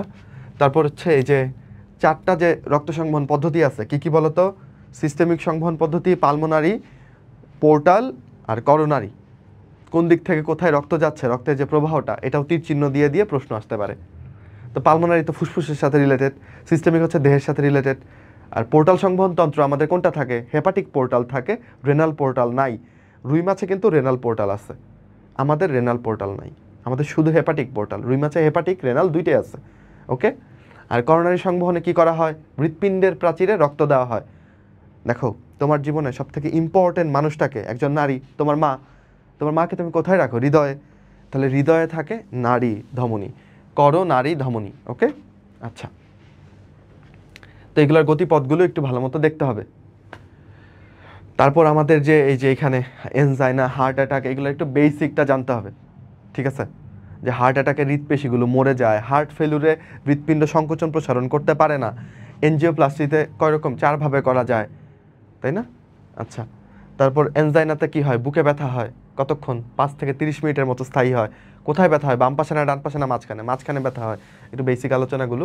তারপর ধরো ওই যে হৃদরোগ নির্ণয়ের যে কিছু ব্যাপার আছে না, কিছু পরীক্ষা আছে না, হৃদরোগ নির্ণয় প্রাথমিক পরীক্ষাটার নাম কি? ইসিজি, তাই না? ধরো তুমি হৃৎপেশির অবস্থা জানতে চাও, তখন কি করতে পারো? এমআরআই করতে পারো। হার্ট অ্যাটাক জানতে হলে কি করবা? ট্রপোনিন আই করবা। হার্ট ফেলুর জানতে হলে কি করবা? বলো, হার্ট ফেলুর বিএনপি, রক্তের বিএনপি পরীক্ষা করবা, তাই না? আচ্ছা, এই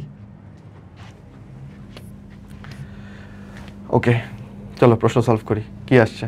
রক্তকণিকাগুলোকে রঞ্জিত করতে কি ব্যবহার করা হয়? শ্বেত রক্তকণিকার 5টা টাইপ আছে না? 2 ভাগে ভাগ করি শ্বেত রক্তকণিকাকে, দানাদার, অদানাদার। যাদের নামে ফিল থাকবে তারা হচ্ছে দানাদার। কি কি নামে ফিল আছে বলো? Neutrophil, eosinophil, basophil. যাদের দানা থাকবে তাদেরকেই তো ফিল করতে পারবা, তাহলে ফিল থাকলে দানাদার। আর যাদের ফিল নাই তারা হচ্ছে অদানাদার। ফিল নাই কাদের? মনোসাইট, লিম্ফোসাইট, এদের নামে ফিল নাই, তাহলে এরা অদানাদার। এবার এই দানাগুলো বিভিন্ন রং ধারণ করে, তাই না? তো তুমি লিশম্যান রঞ্জকে রঞ্জিত করেও এই রঙগুলো দেখতে পারবা। অনেক অনেক সময় ইউসিন রঞ্জকে রঞ্জিত করা হয়, যাই হোক যেটা থাকে অপশনে। তো রক্তকণিকা রঞ্জিতকরণ আসলে লিশম্যান রঞ্জক ব্যবহার করা হয়, জিএসটিতে আসছিল। রঞ্জকগুলো কিন্তু তাহলে পরীক্ষাতে আসে, ক্রিস্টাল ভায়োলেট কোথায় বলো? ব্যাকটেরিয়া, গ্রাম পজিটিভ ব্যাকটেরিয়া না গ্রাম নেগেটিভ ব্যাকটেরিয়া, সেখানে তুমি ক্রিস্টাল ভায়োলেট ব্যবহার করবা। আচ্ছা, এবার আসো রক্তের গ্রুপ থেকেও প্রশ্ন আসছে। সার্বজনীন দাতাকে বলো। আমার মতো যারা ও ব্লাড গ্রুপের আছে তারা হচ্ছে সার্বজনীন দাতা। ওকে, সার্বজনীন দাতা। আচ্ছা, আর যারা এবি ব্লাড গ্রুপের আছো তারা হচ্ছে সার্বজনীন গ্রহীতা। ভাই এইটুক তো আমার কাছে সহজই লাগে, কিন্তু সমস্যা হচ্ছে পজিটিভ আর নেগেটিভ, এটা তো উল্টায় পাল্টায় যায়। আচ্ছা, আমাদের দেশে কোনটার সংখ্যা বেশি? আমাদের দেশে মোটামুটি 98% মানুষই হচ্ছে পজিটিভ ব্লাড গ্রুপের, 2% হচ্ছে নেগেটিভ ব্লাড গ্রুপ। বুঝতেছো? তাহলে কোনটার সংখ্যা বেশি? পজিটিভের সংখ্যা বেশি।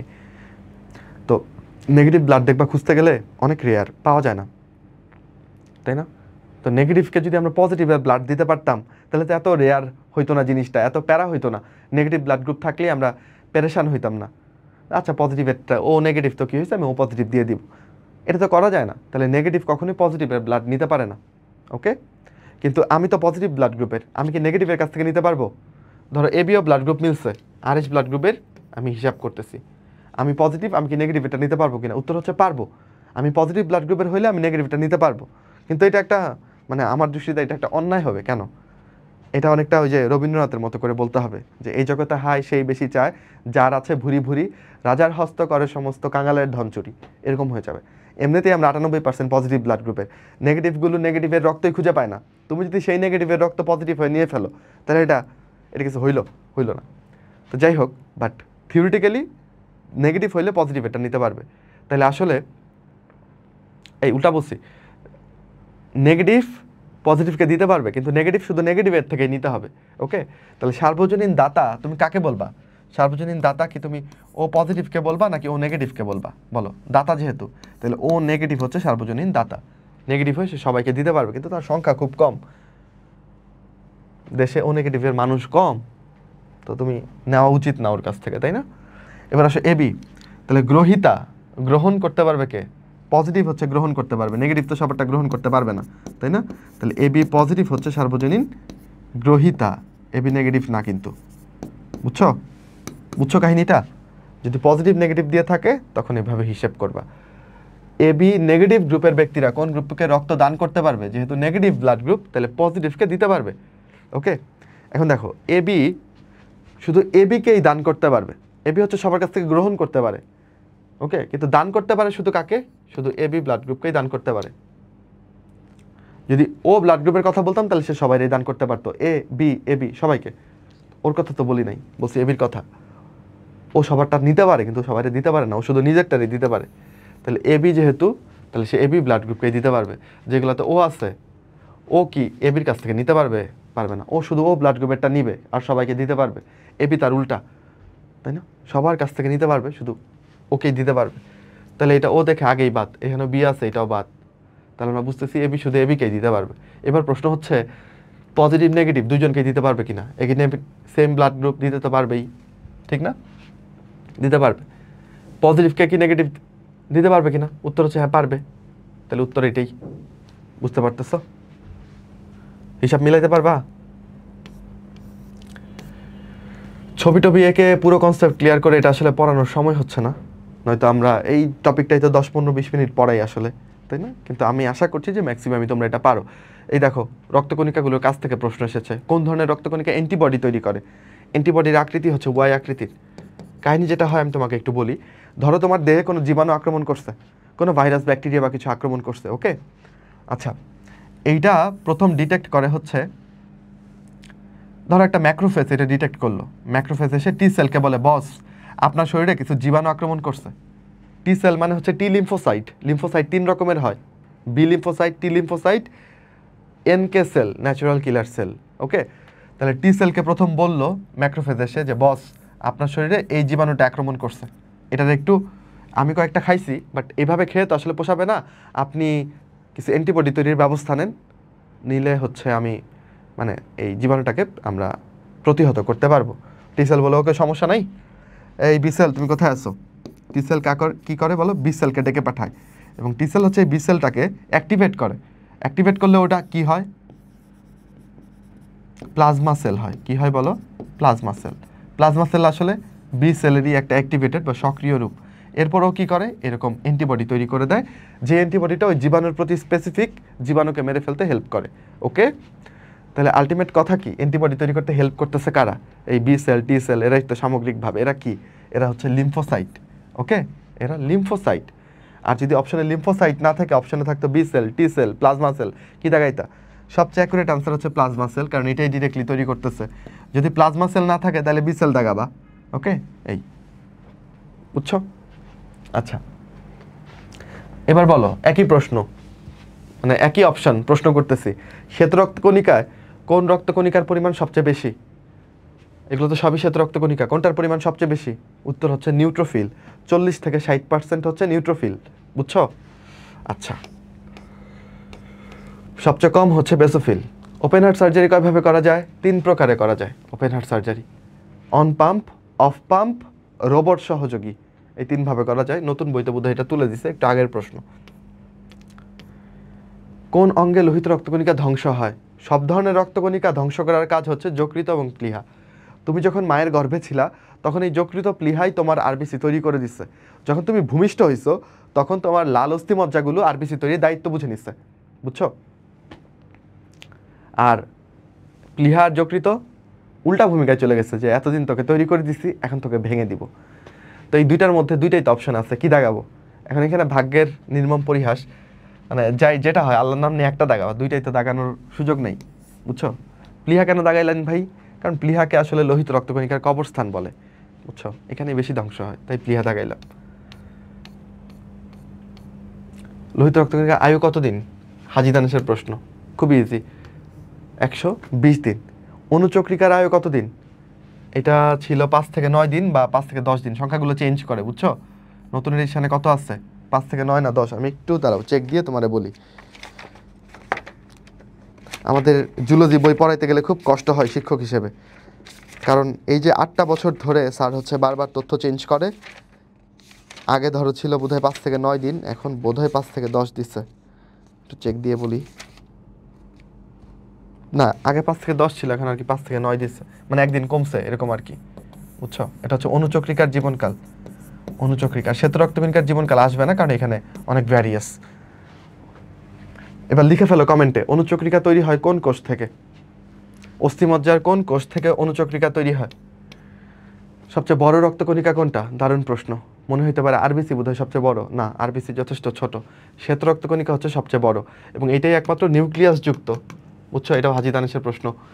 এটা একমাত্র নিউক্লিয়াস যুক্ত। অনুচক্রিকাতে কিন্তু কোনো নিউক্লিয়াস নাই, লোহিত রক্তকণিকাতেও নিউক্লিয়াস নাই। বুঝছো? আর তোমার নীল রক্তকণিকা বলে কোনো রক্তকণিকাও নাই। নাইট্রোজেনজাত বর্জ্য থেকে ইউরিয়া সৃষ্টিতে কোন এনজাইমটা প্রয়োজন?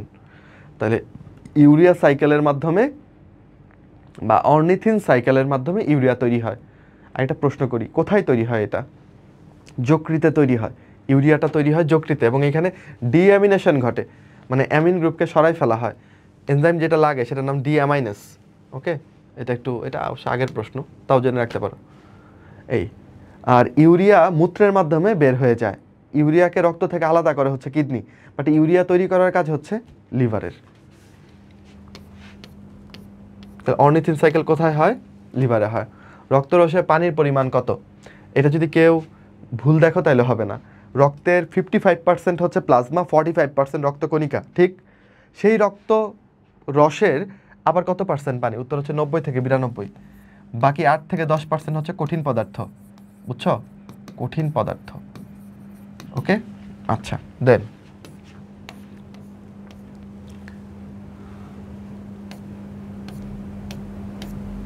কোনটা রক্ত আমিষ নয়, রক্তের প্রোটিন নয় কোনটা? তাহলে রক্তে অনেক ধরনের প্রোটিন থাকে, যেগুলোকে আমরা প্লাজমা প্রোটিন বলি। এগুলো তৈরি করা কার কাজ? এগুলো তৈরি করা হচ্ছে যকৃতের কাজ। ওকে, এবার প্রধান 4টা প্লাজমা প্রোটিন না পারলে আসলে চান্স হবে না, তাহলে এটাকে মনে রাখবো আমরা জিপিএ 5 দিয়ে। ওকে, প্রধান 4টা প্লাজমা প্রোটিন। জি দিয়ে কি বলো? জি দিয়ে হচ্ছে গ্লোবিউলিন, গ্লোবিউলিন। পি দিয়ে কি বলো? পি দিয়ে হচ্ছে প্রথ্রম্বিন। এ দিয়ে কি? অ্যালবুমিন। আর 5 দিয়ে হচ্ছে ফাইব্রিনোজেন। তাহলে অ্যাগ্লুটিনিন এটা কোনো প্রোটিন না, মানে এটা রক্তের কোনো রক্ত আমিষ না। ওকে, তাহলে এটাই হবে উত্তর। পারা যাচ্ছে?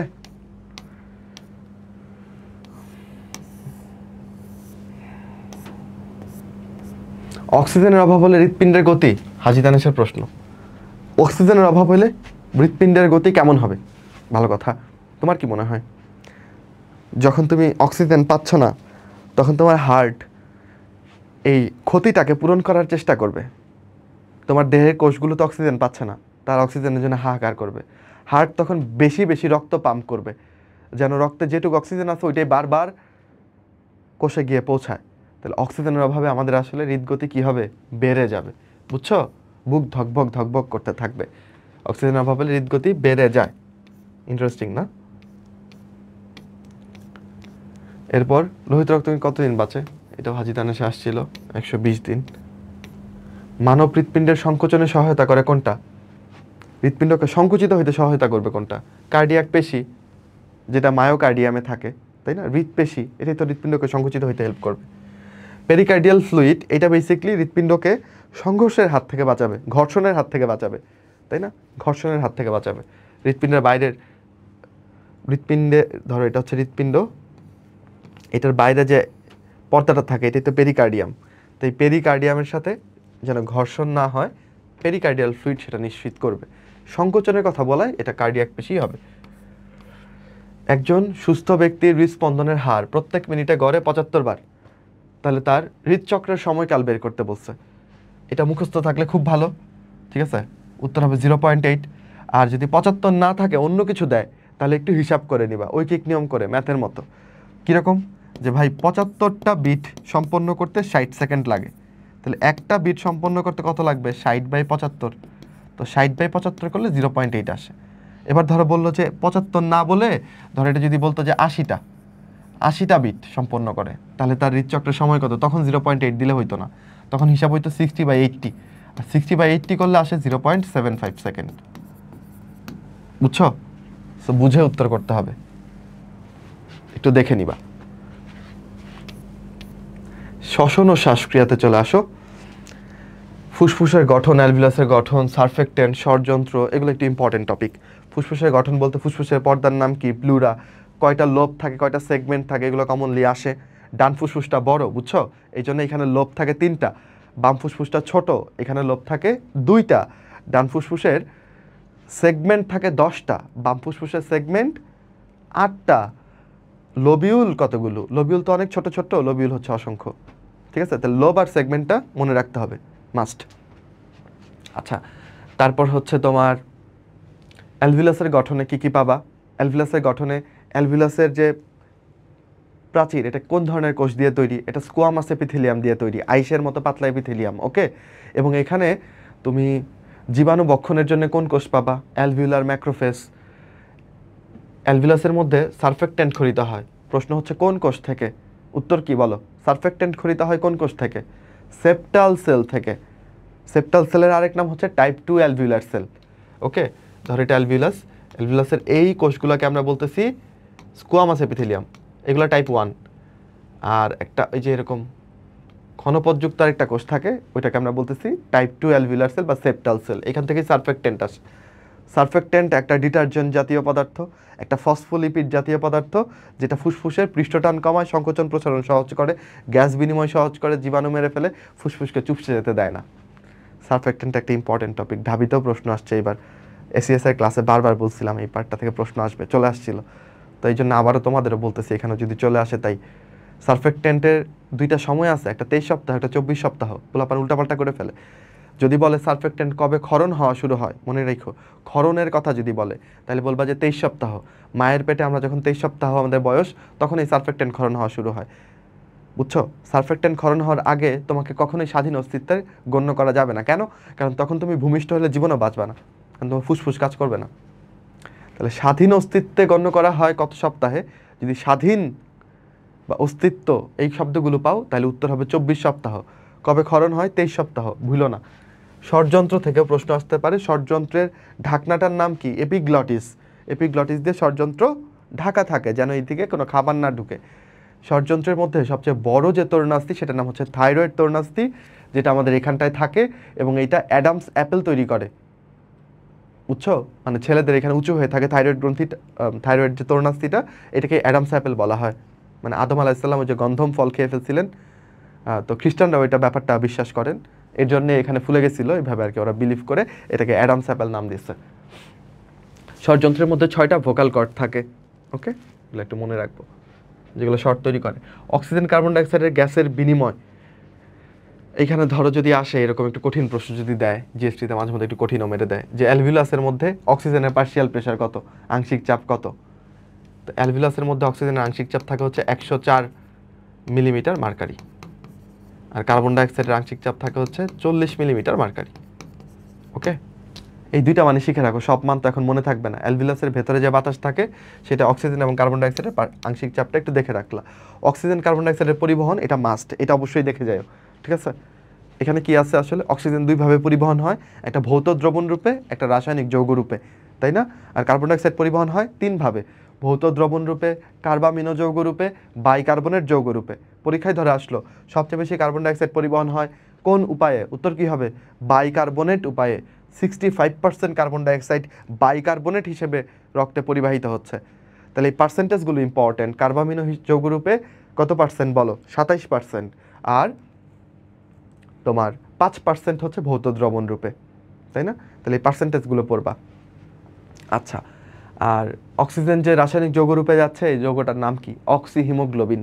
একটা হিমোগ্লোবিন কয়টা অক্সিজেনকে ধরতে পারে, কয়টা কার্বন ডাইঅক্সাইডকে ধরতে পারে? 4টা।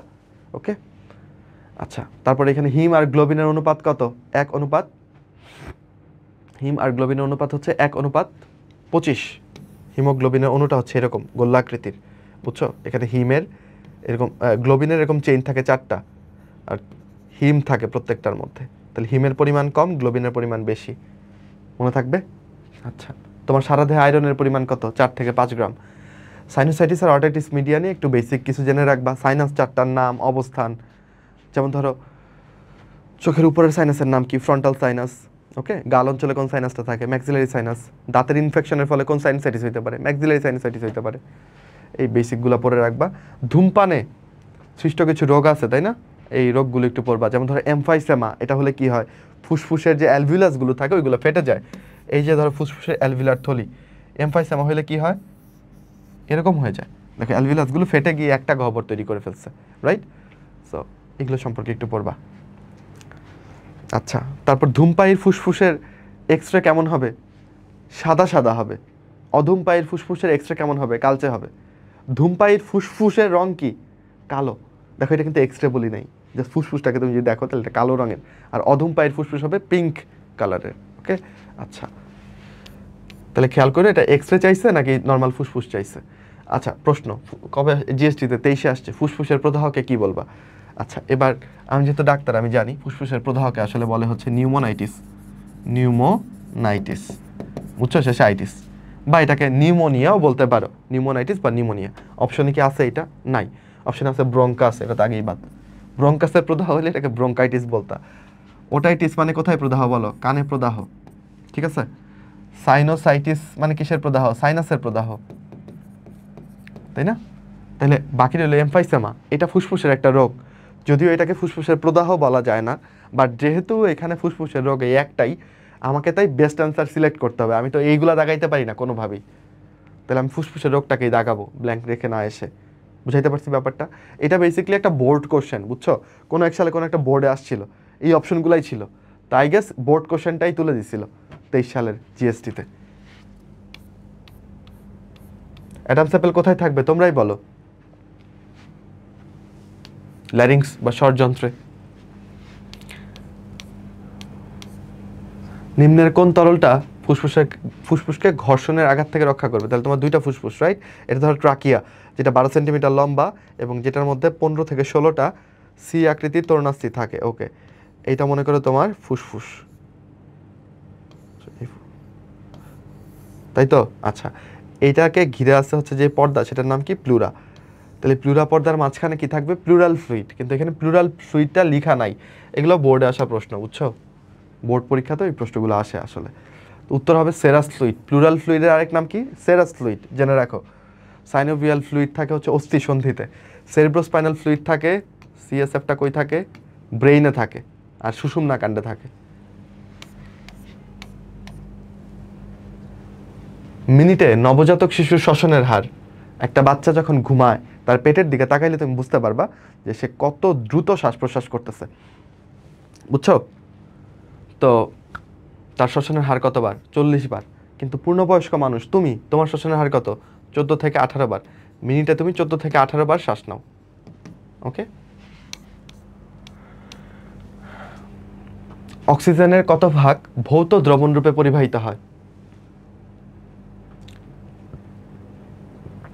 শতকরা কত ভাগ অক্সিজেন প্লাজমায় ভৌত দ্রবণ রূপে পরিবাহিত হয়? আচ্ছা, এটা বেসিকলি 2%-এর মতো, বুঝছো? বাট এখানে 2% নাই, যেহেতু শতকরা বলছে 2% হওয়ার কথা, 0.2 দাগাই দিবা তখন, যেহেতু 2 নাই। চলো অঙ্গ চালনাতে চলে আসো। হিউজ চ্যাপ্টার, হাড্ডিগুলোর নাম সম্পর্কে আইডিয়া থাকতে হবে। হ্যাঁ, কোথায় কোন হাড্ডিটা থাকে, অস্থির সংখ্যা হিসেবগুলো একটু শিখতে হবে। যেমন তোমার প্রত্যেকটা 206টা হাড্ডির মধ্যে তোমার উপাঙ্গীয় কঙ্কাল কয়টা? 126টা, তাই না? আর অক্ষীয় কঙ্কাল হচ্ছে 80টা। এই হচ্ছে তোমার 206টা হাড্ডি। উপাঙ্গীয় কঙ্কাল বলতে হাত পা মিলিয়ে, তাহলে তোমার প্রত্যেকটা হাতে প্রত্যেকটা পায়ে 60টা করে 30টা করে হাড্ডি আছে। তাহলে 4 হাত পা মিলিয়েই তোমার 120টা হাড্ডি হয়ে গেল। আর 6টা হাড্ডি কোথায়? এই যে ক্ল্যাভিকল 2টা, স্ক্যাপুলা 2টা, হিপ বোন 2টা। এই হচ্ছে 126টার হিসাব। তাহলে ঊর্ধ্বাঙ্গে 64টা, নিম্নাঙ্গে কয়টা? 62টা। কিভাবে? নিম্নাঙ্গে 62টা, 2 পায়ে 60টা আর 2টা হিপ বোন। ওকে, আচ্ছা, তো এই আর কি। তো হাড্ডিগুলোর নাম, অস্থি সংখ্যা একটু পড়তে হবে। তরুণাস্থির গঠন এবং এর প্রকারভেদ এবং এই যে উদাহরণগুলো, বুঝছো, এগুলো আসে পরীক্ষাতে। 4 রকমের তরুণাস্থি পাওয়া যায়, কি কি বলতো? ওই যে হায়ালিন তরুণাস্থি, স্থিতিস্থাপক তরুণাস্থি, তাই না? তারপর শ্বেততন্তুময় এবং হচ্ছে ক্যালসিফাইড, এই তরুণাস্থিগুলোর এক্সাম্পল লাগে। তো এটা খুব ইম্পর্টেন্ট, ওই পার্টটা অবশ্যই পড়ে যাবা। আচ্ছা, 3 ধরনের পেশির গঠন, 3 রকমের পেশি কি? ঐচ্ছিক, অনৈচ্ছিক আর হৃদপেশি। এতে যে গঠন আছে, অবস্থান আছে এবং পার্থক্যগুলো আছে, এই পার্থক্যটা একবার হলেও দেখে যাবা। ওকে, চলো আগেই। ছোট করে লেখার চেষ্টা করছি আসলে সব কিছুকে, বুঝছো? অনেক পড়তে বললে তো আসলে লাভ নাই। একটু দাঁড়াও, এই বুঝতে পারছো কিনা পড়াশোনা? ওকে, আচ্ছা, প্রথম প্রশ্নটা কি? শ্বাসনালী এবং নাকে কোন ধরনের তরুণাস্থি থাকে? ওকে, সো এই হায়ালিনের ক্ষেত্রে তুমি মনে রাখতে পারো হচ্ছে ভ্রূণের নিঃশ্বাস, ভ্রূণের নিঃশ্বাস, বুঝছো? তো ভ্রূণ দিয়ে হচ্ছে ব্যাং, হাঙর, এগুলার ভ্রূণে পাওয়া যায়। ন দিয়ে হচ্ছে নাক, আর শ্বাস দিয়ে হচ্ছে শ্বাসনালী। শ্বাসনালী মানে কি? ট্রাকিয়া। ওকে, এইটাকে বলা হয় হচ্ছে তোমার ভ্রূণের নিঃশ্বাস। আচ্ছা, তারপর হচ্ছে তোমার পিত্তন্তময়, এটার আরেকটা নাম হচ্ছে ইলাস্টিক বা স্থিতিস্থাপক, ইলাস্টিক বা স্থিতিস্থাপক। ওকে, এটা তো সবাই পারো আশা করি। এটা পাওয়া যায় হচ্ছে ট্রিপল ইতে। তো ট্রিপল ই দিয়ে কি? একটা দিয়ে হচ্ছে এপিগ্লটিস, এপিগ্লটিস, একটা দিয়ে হচ্ছে ইউস্টেশিয়ান টিউব, ইউস্টেশিয়ান টিউব, যেটা আমাদের মধ্যকর্ণ এবং গলবিলের মধ্যে কানেকশন মেনটেন করে। আরেকটা ই দিয়ে হচ্ছে এক্সটার্নাল ইয়ার, এক্সটার্নাল ইয়ার মানে বহিকর্ণ, এই যে আমরা যেটা ধরে টান দিচ্ছি। ওকে, এই 3 জায়গাতে থাকে হচ্ছে পিত্তন্তময় বা ইলাস্টিক বা স্থিতিস্থাপক তরুণাস্থি। ওকে, আর এটা হচ্ছে তোমার শ্বেততন্তুময়, আর এটা হচ্ছে চুনময়। আচ্ছা, চুনময় বা ক্যালসিফাইডটা থাকে হচ্ছে তোমার লম্বা হাড্ডিগুলো আছে না, ধরো এই যে একটা হাড্ডি, ওকে, ফিমার বা হিউমেরাস, এদের মস্তকের উপরে এই তরুণাস্থিটা থাকে, মস্তককে ঘিরে, ক্যালসিফাইডটা। আর শ্বেততন্তুময়টা থাকে হচ্ছে তোমার 2টা কশেরুকার মাঝখানে, 2টা কশেরুকার মাঝখানে যে আমাদের ওই একটা, মানে 2টা কশেরুকার মাঝখানে এই তরুণাস্থিটা থাকে। তো এইভাবে তুমি মনে রাখতে পারো। তুমি যদি ওরিও বিস্কুট খাও, ওরিও বিস্কুটের ভেতরে দেখবা সাদা রঙের একটা ফিলিং থাকে, তাই না? ওই ওরিও বিস্কুট 2টাকে তুমি মনে করবা যে আমার কশেরুকা, আর এর মাঝখানে হচ্ছে কি থাকে? সাদা রঙের একটা তন্তুময় তরুণাস্থি। সে তন্তুময় তরুণাস্থিটা কশেরুকার মাঝখানে থাকে। এই এক্সাম্পলগুলো খুবই ইম্পর্টেন্ট। তারপর চলো, স্টেম কোষ কোথায় থাকে? স্টেম কোষ হচ্ছে এমন একটা কোষ যেখান থেকে অন্যান্য কোষ তৈরি হতে পারে। ওকে, কেউ কেউ এই অস্থি দেখেই অতি আবেগে প্রথমে এটা দাগাই ফেলতে পারো, কিন্তু তখন কিন্তু ভুল হয়ে যাবে, কারণ এর থেকে বেটার অ্যান্সার আছে। উত্তর হচ্ছে কি বলো? অস্থি মজ্জা। অস্থি মজ্জায় স্টেম কোষ থাকে, সেই স্টেম কোষগুলো থেকেই রক্তকণিকাগুলো তৈরি হয়, তাই না? বিভিন্ন রকমের স্টেম কোষ থাকে। আচ্ছা,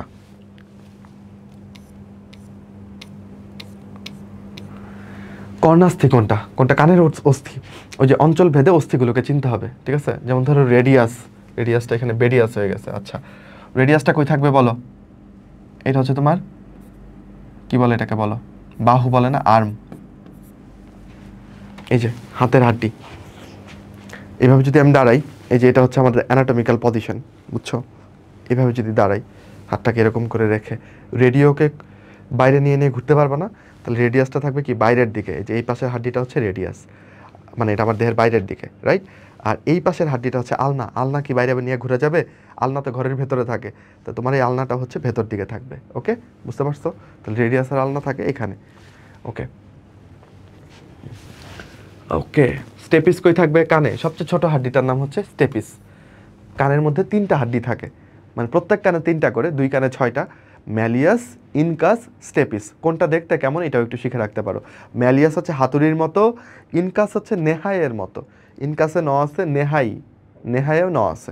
নেহাই একটা যন্ত্র যেটা কামাররা ব্যবহার করে। আর স্টেপিস কেন নাম হইলো? এখানে হচ্ছে মানে এটা দেখতে অনেকটা ঘোড়ার জিনের পাদানির মতো, মানে ঘোড়ায় ওঠার সময় যেই পাদানিতে পা দিয়ে ঘোড়ায় পাটা তুলে, ওই পাদানির মতো দেখতে, বুঝছো? ওই স্টেপ নেয়, এই জন্য এটার নাম স্টেপিস দিছে। খুবই ছোট্ট, আমাদের নখের থেকেও ছোট্ট। স্টারনাম কই থাকে বলো? স্টারনাম তো এই যে বুকের মাঝখানটায় থাকে। স্ক্যাপুলা কই থাকে? পিঠে হাত দিলে যে কাঁটাটা ধরতে পাও, এটাই হচ্ছে তোমার স্ক্যাপুলা। ওকে, স্ক্যাপুলা হচ্ছে একটা ত্রিকোণাকার অস্থি।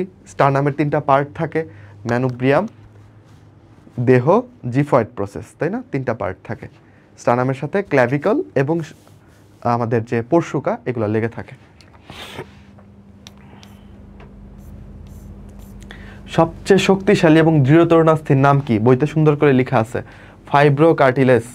ফাইব্রোকার্টিলেস হচ্ছে সবচেয়ে শক্তিশালী এবং দৃঢ়তর অস্থি। তরুণাস্থির অংশটা এই জন্য ভালো মতো পড়তে বলছি, বারবার প্রশ্ন আসে। ওকে, পেশি সংকোচনের জন্য কোন আয়নটা অত্যাবশ্যকীয়? উত্তর হচ্ছে ক্যালসিয়াম। পেশি সংকোচনের সাথে জড়িত আয়নের নাম হচ্ছে ক্যালসিয়াম, জেনে রাখো। নিম্নের কোনটি মানুষের করটির অস্থির সংখ্যা? তাহলে দেখো, এটা তোমরা সবাই উল্টাপাল্টা করে ফেলো। করটি মানে কি? করটি মানে হচ্ছে মাথার খুলি, পুরোটা করটি। আর যদি বলি করটিকা, তাহলে শুধু ব্রেইনকে ঢেকে রাখছে যেই পার্ট, সেটাকে করটিকা বলবো। বাকিটুকু হচ্ছে মুখমণ্ডলের হাড্ডি। এইটুকু কি করটিকা হবে? না, এটা মুখমণ্ডলের হাড্ডি। আর এই পাশটা হচ্ছে আমাদের করটি। তাহলে এত কিছু তো পরীক্ষার সময় মাথায় থাকে না, আমি কেমনে এই টাইপের প্রশ্ন পারবো? দেখো, তাহলে আমি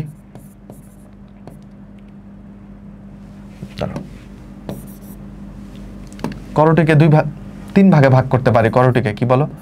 করটিকা, তারপর কি বলো? আর কি বলো ভাই? মুখমণ্ডলের হাড্ডি, আরেকটা কি বলো? কর্ণাস্থি। এই সবগুলো মিলিয়ে করটির হাড্ডি কয়টা?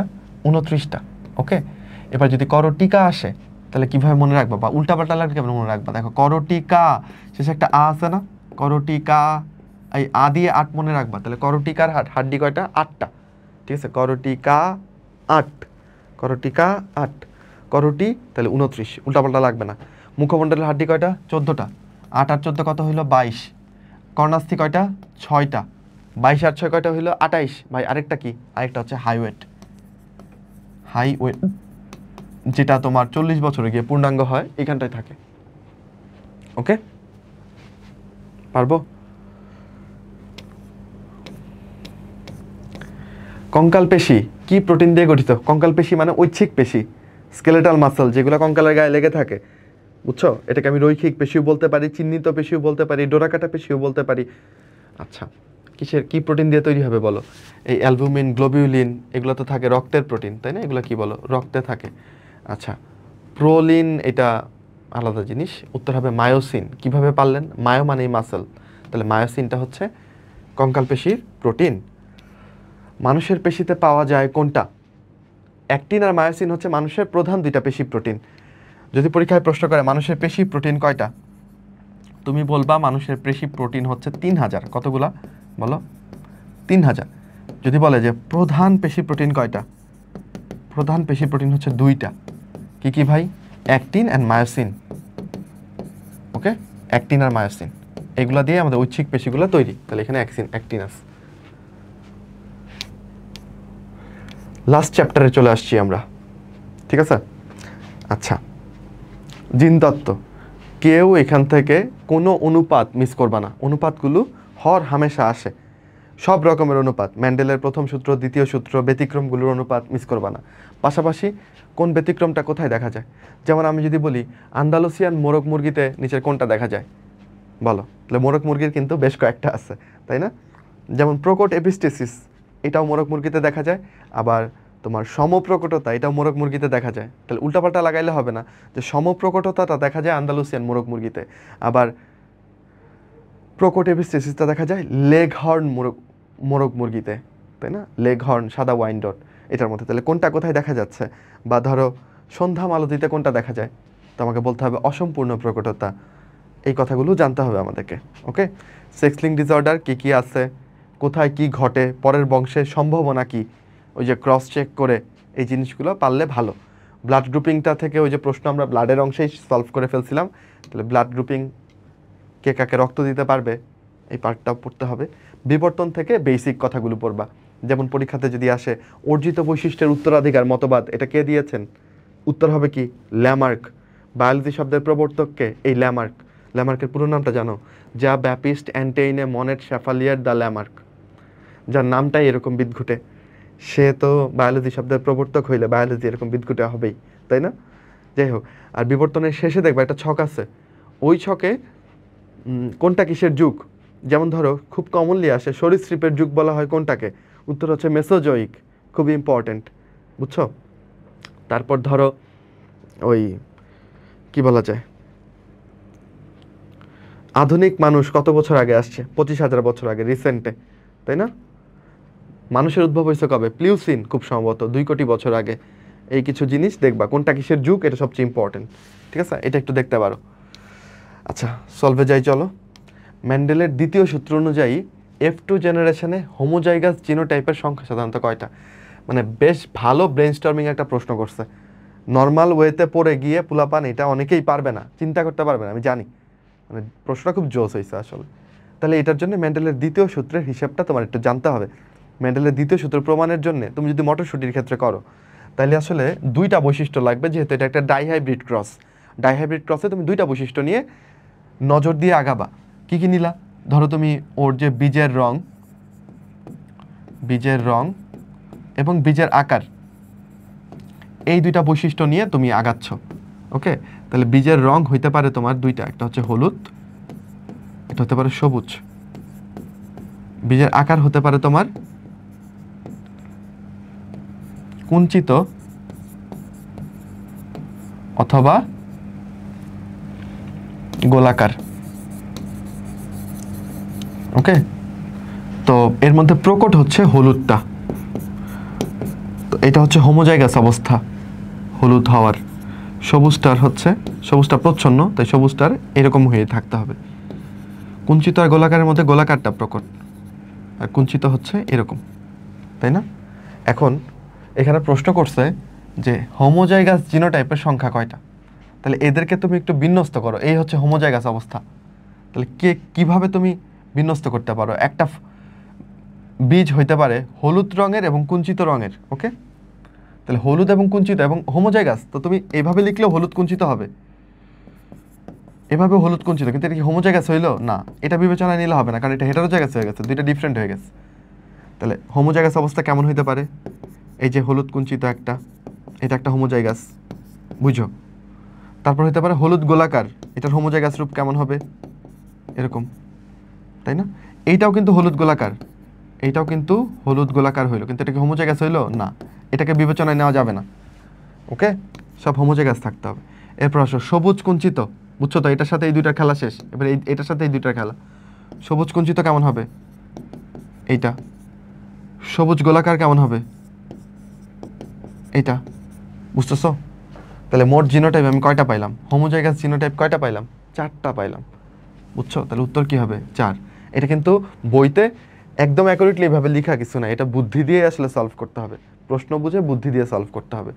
তাহলে যারা একটু কম পড়ছো তারা এই প্রশ্নগুলো পারবা এরকম এক্সপেক্ট করো না, কিছু প্রশ্ন তুমি পারবাই না। আর যারা বায়োলজি, যাদের স্ট্রেংথের জায়গায়, তাদের এগুলো পারতে হবে। কিন্তু যারা শর্ট টাইমে বায়োলজি প্রিপারেশন নিচ্ছ, তারা বায়োলজির কিছু প্রশ্ন ফসকে যেতে পারে, এইটা তোমাকে কাভার করতে হবে, তোমার যে স্ট্রং জোন। তোমার স্ট্রং জোন ধরো ম্যাথ অথবা কেমিস্ট্রি অথবা ফিজিক্স, ওইটাতে তুমি কভার করবা। আর তোমার স্ট্রং জোন যদি বায়োলজি হয় তখন এইগুলো প্রশ্ন পারতে হবে তোমাকে। ওকে, বিষয়টা হচ্ছে এরকম আর কি। আবার এই শেষ মুহূর্তে এসে আমরা যদি সব পারতে চাই তাহলে আবার হবে না, এক নিমিষে সব কিছু হয়ে যাবে না। আমাদেরকে এখন একটা সেফ গেম খেলতে হবে, হিসাব করে আগাইতে হবে। যেখান থেকে প্রশ্নের ফ্রিকোয়েন্সি বেশি আমরা ওই জায়গাগুলো এখন বেশি পড়বো, তাই না? ধরো 2-4টা প্রশ্ন এক্সট্রা সিলেবাস থেকে দিয়ে দিল, তুমি কি এই জন্য এখন এক্সট্রা সিলেবাস পুরোটা পড়বা? তুমি তো পড়োই নাই এর আগে ভালো করে, তোমার পক্ষে সম্ভব, দরকার নাই। ওটাকে রিস্ক বেনিফিট রেশিও হিসেবে তুমি ওইটুকু রিস্ক নিয়ে শর্ট সিলেবাসটাই ভালো করে পড়ো।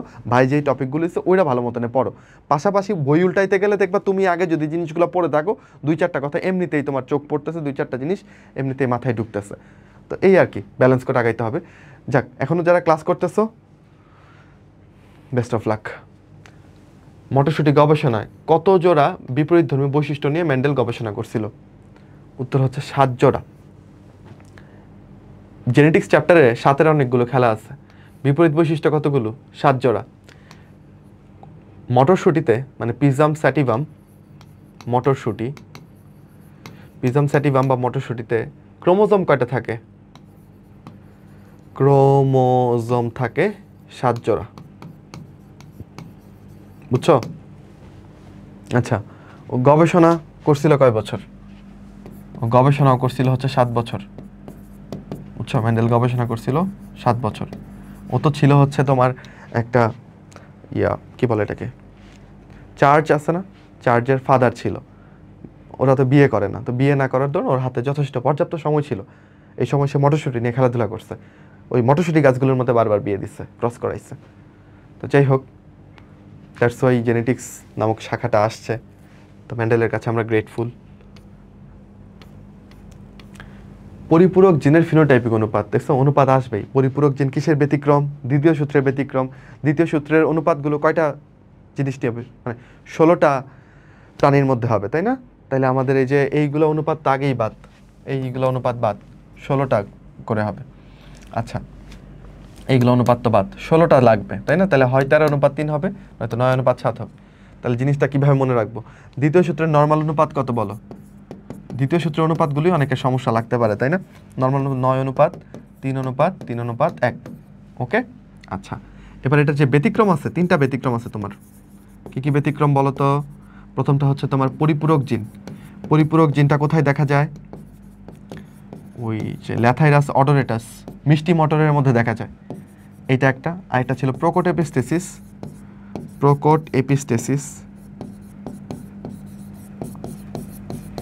এটা ছিল প্রচ্ছন্ন এপিস্টেসিস। প্রোকট এপিস্টেসিসটা কোথায় দেখা যায়? লেঘর্ন মুরগ মুরগিতে। প্রচ্ছন্ন এপিস্টেসিস কোথায় দেখা যায়? মুখবধিরতার ক্ষেত্রে।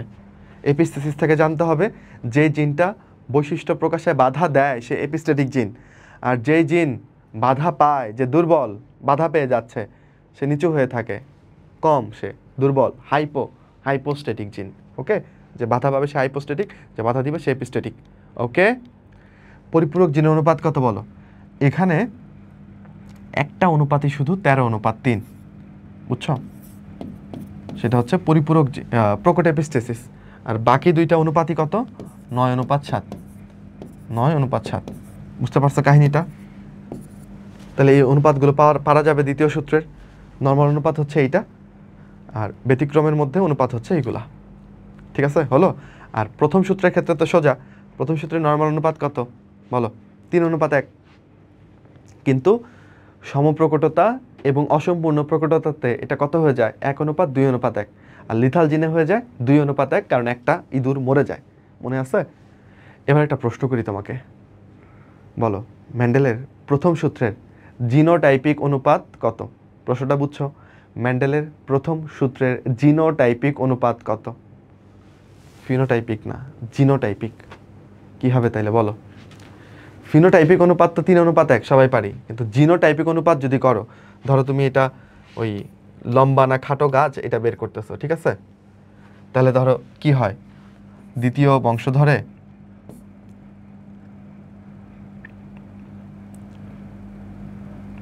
এরকম জিনোটাইপ থাকে একটা, এরকম জিনোটাইপ থাকে 2টা, আর এরকম জিনোটাইপ থাকে একটা। তাহলে জিনোটাইপিক অনুপাত কত হইল? 1:2:1। তাহলে খেয়াল করো যে জিনোটাইপিক চাইছে অনুপাত না ফিনোটাইপিক চাইছে। ওকে, কিন্তু দ্বিতীয় সূত্রের ক্ষেত্রে জিনোটাইপিক অনুপাত চাইবে না, কারণ এই অনুপাত অনেক বড় হয়ে যাবে। প্রথম সূত্রের জিনোটাইপিক অনুপাত চাইতে পারে, খেয়াল করো।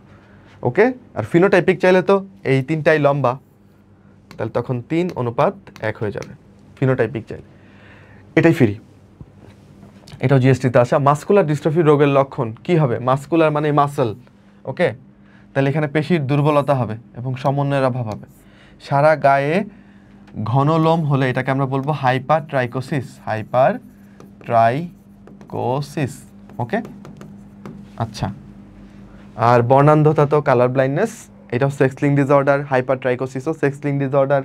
অ্যান্টিবডি তৈরি না হলে তোমার কি হবে? তোমার ইমিউনিটি কম থাকবে আর কি, ওকে। আচ্ছা, এটার আলাদা নাম লাগবে না। কে প্রাকৃতিক নির্বাচন মতবাদ দিয়েছেন? প্রাকৃতিক নির্বাচন মতবাদ বা ন্যাচারাল সিলেকশন থিওরি কে দিয়েছেন বলো? বিজ্ঞানী ডারউইন দিয়েছেন, তাই না? এবং ডারউইনের যে বইটা ছিল, বইটার নামও পড়তে হবে, ওকে। তাহলে বইটার নাম কি ছিল বলো, লিখে ফেলো। ডারউইনের যে বইটা ছিল, বইটার নাম লিখে ফেলো। ল্যাথাইরাস অডোরেটাস, বইটা বেরোছিল 1859 সালে, এটাও একবার ঢাবিতে আসছিল। ল্যাথাইরাস অডোরেটাস প্রজাতির 2টা সাদা ফুল। আচ্ছা, তাহলে এখানে অনুপাত কত হবে তোমাকে জানতে হবে। ল্যাথাইরাস অডোরেটাস মানে কি? মিষ্টি মটর। এবং মিষ্টি মটরে কি দেখা যায় বলো? মিষ্টি মটরে কি দেখা যায়? এখানে পরিপূরক জিন দেখা যায়। তো পরিপূরক জিনের ক্ষেত্রে অনুপাত কত হবে? 9:7।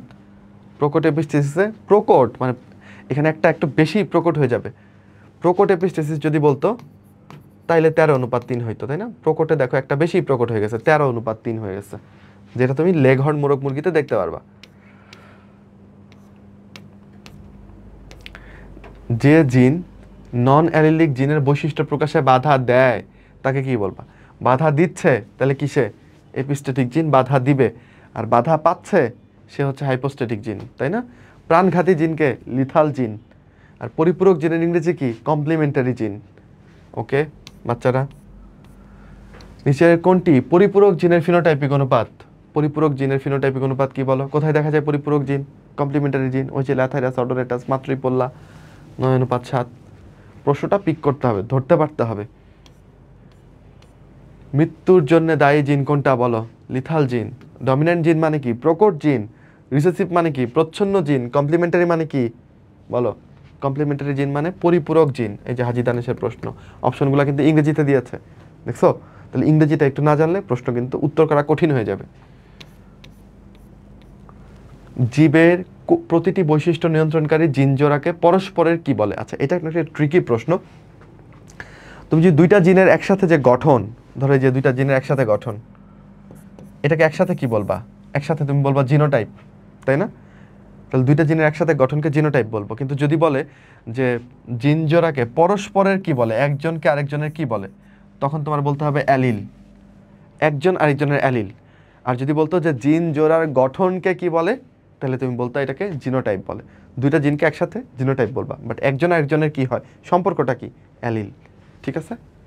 ওকে, শেষ দিকে আমরা চলে আসছি প্রায়। কোন বৈশিষ্ট্যের জন্য মেন্ডেলিয়ানিয়ান 3:1 পরিবর্তে 1:2:1 হয়? মানে প্রথম সূত্রে কোন ব্যতিক্রমের জন্য 1:2:1 হবে বলো তুমি? মারণ জিনে কত হয়? 2:1। তাহলে এটা হবে না, এটা তো কিছুই হয়েছে না। অসম্পূর্ণ প্রকটতা এবং সমপ্রকটতা এই দুইটাতেই এই অনুপাতটা দেখা যায়, তাই না? পরিপূরক জিন আর এপিস্টেটিক জিন তো দ্বিতীয় সূত্রের ব্যতিক্রম, এটা তো এখানে আলোচনাতেই আসবে না, রাইট? তাহলে আমরা মোর অর লেস কথা বলে শেষ করলাম। এবার তোমাদের জন্য অনেক অনেক দোয়া এবং শুভকামনা। আর তোমরা জানাও যে আসলে এই যে অল্প সময়ের ক্লাস, প্রায় 1.5-2 ঘন্টার ক্লাস, এইটুকুতে আসলে তোমাদের উপকার হলো কিনা, একটু কনফিডেন্স পাচ্ছ কিনা? ভাইয়ের যে প্রশ্নগুলো, ভাই কিছু মানে প্রশ্ন আমরা সলভ করলাম বোধহয় 80-90টার মতো, কিন্তু অনেক প্রশ্ন কিন্তু তোমাদেরকে বলেছি, তাই না? সব প্রশ্ন সলভ করতে গেলে টাইম আরও বেশি লেগে যেত। মুখে মুখে বলাই আমরা কিন্তু অনেক প্রশ্ন আলোচনা করেছি, এগুলো মাথায় ঢুকলো কিনা, পারবা কিনা পরীক্ষাতে আসলে।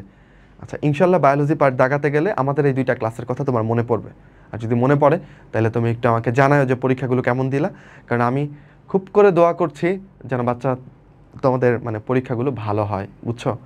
তো শিক্ষক হিসেবে আমি চাইবো যে তুমি একটা ভালো পরীক্ষা দিয়ে আসো। আর যদি কোনো কারণে চান্স না হয়, নেগেটিভলি আমরা ভাববো না, বাট যদি কোনো চান্স না হয়, কিচ্ছু যায় আসে না বাচ্চারা, কিচ্ছু যায় আসে না। জাস্ট তুমি নিজের কাছে অনেস্ট থাকবা, আর তোমার যে মানে একনিষ্ঠতা, তোমার যে স্বপ্ন, ওটার পেছনে তুমি ছুটে চলবা, ঠিক আছে? হয়তো বা তুমি ধরো পাবলিকে পড়তে পারতেছো না, ন্যাশনালে পড়ে, আমার এক বন্ধুর বড় বোন, উনি ন্যাশনাল থেকে পড়ছেন, উনি এখন আমেরিকায় একটা ভার্সিটির professor, can you imagine? Assistant professor উনি, ন্যাশনাল থেকে পড়ে। তো জীবন কার জন্য কী লুকায় রাখছে এটা কেউ জানে না। তো একটা পরীক্ষা দিয়ে কখনো বা এই 2-4টা পরীক্ষা দিয়ে নিজেকে জাজ করবা না, বুঝছো? Your best is yet to come. এখনও আসে নাই তোমার বেস্ট, হয়তো বা আসবে সামনে। সো ধৈর্য রাখো। এর মানে এই না যে এই পরীক্ষায় আমি ডাব্বা মেরে আসবো। আমরা অবশ্যই ট্রাই করব ভালো কিছু করার, এবং আগেও বলছি যে জিএসটি অনেক সম্ভাবনাময়। দেখবা যে অনেক খারাপ পরীক্ষা হলেও তোমার বন্ধু তোমার চেয়ে খারাপ পরীক্ষা দিবে, এবং তুমি দেখবা যে একটা না একটা সিট পেয়ে গেছো। সো বি হোপফুল, অনেক সিট, ওকে? দেখবা চান্স পেয়ে গেছো শিওর, এবং কোনো ভার্সিটিতে তোমার সাথে আমার দেখা হয়ে যাক, এটাই আমার চাওয়া। সবাই ভালো থেকো, সুস্থ থেকো, ভাইয়ার জন্য দোয়া করো। তোমাদের কোনো মতামত বা কিছু থাকলে কমেন্টে জানায়ও, আর হচ্ছে ক্লাসটা শেয়ার করো বন্ধুদের মাঝখানে, যেন ওরাও দেখতে পারে। আর আর কি কমেন্টে হচ্ছে আমরা এই পিডিএফটা দিয়ে দিব, এই স্লাইডের, কিছু লাগলে দেখে নিও, ওকে? আচ্ছা, তাহলে শেষ করি বাচ্চারা, টাটা, সবাই ভালো থেকো। আর যদি আরও কোনো কিছু দরকার হয় আমার কাছে চেয়েও, যে ভাই top 30 topics or other things, আরও কিছু নিয়ে যদি কথা বলা যায়, তোমাদের যদি ক্লাস করার সময় থাকে, আমিও সময় ম্যানেজ করে কোনো না কোনোভাবে ক্লাস নিব ইনশাল্লাহ, ঠিক আছে? মানে কিছু যদি দরকার হয়। বাই, আসসালামু আলাইকুম।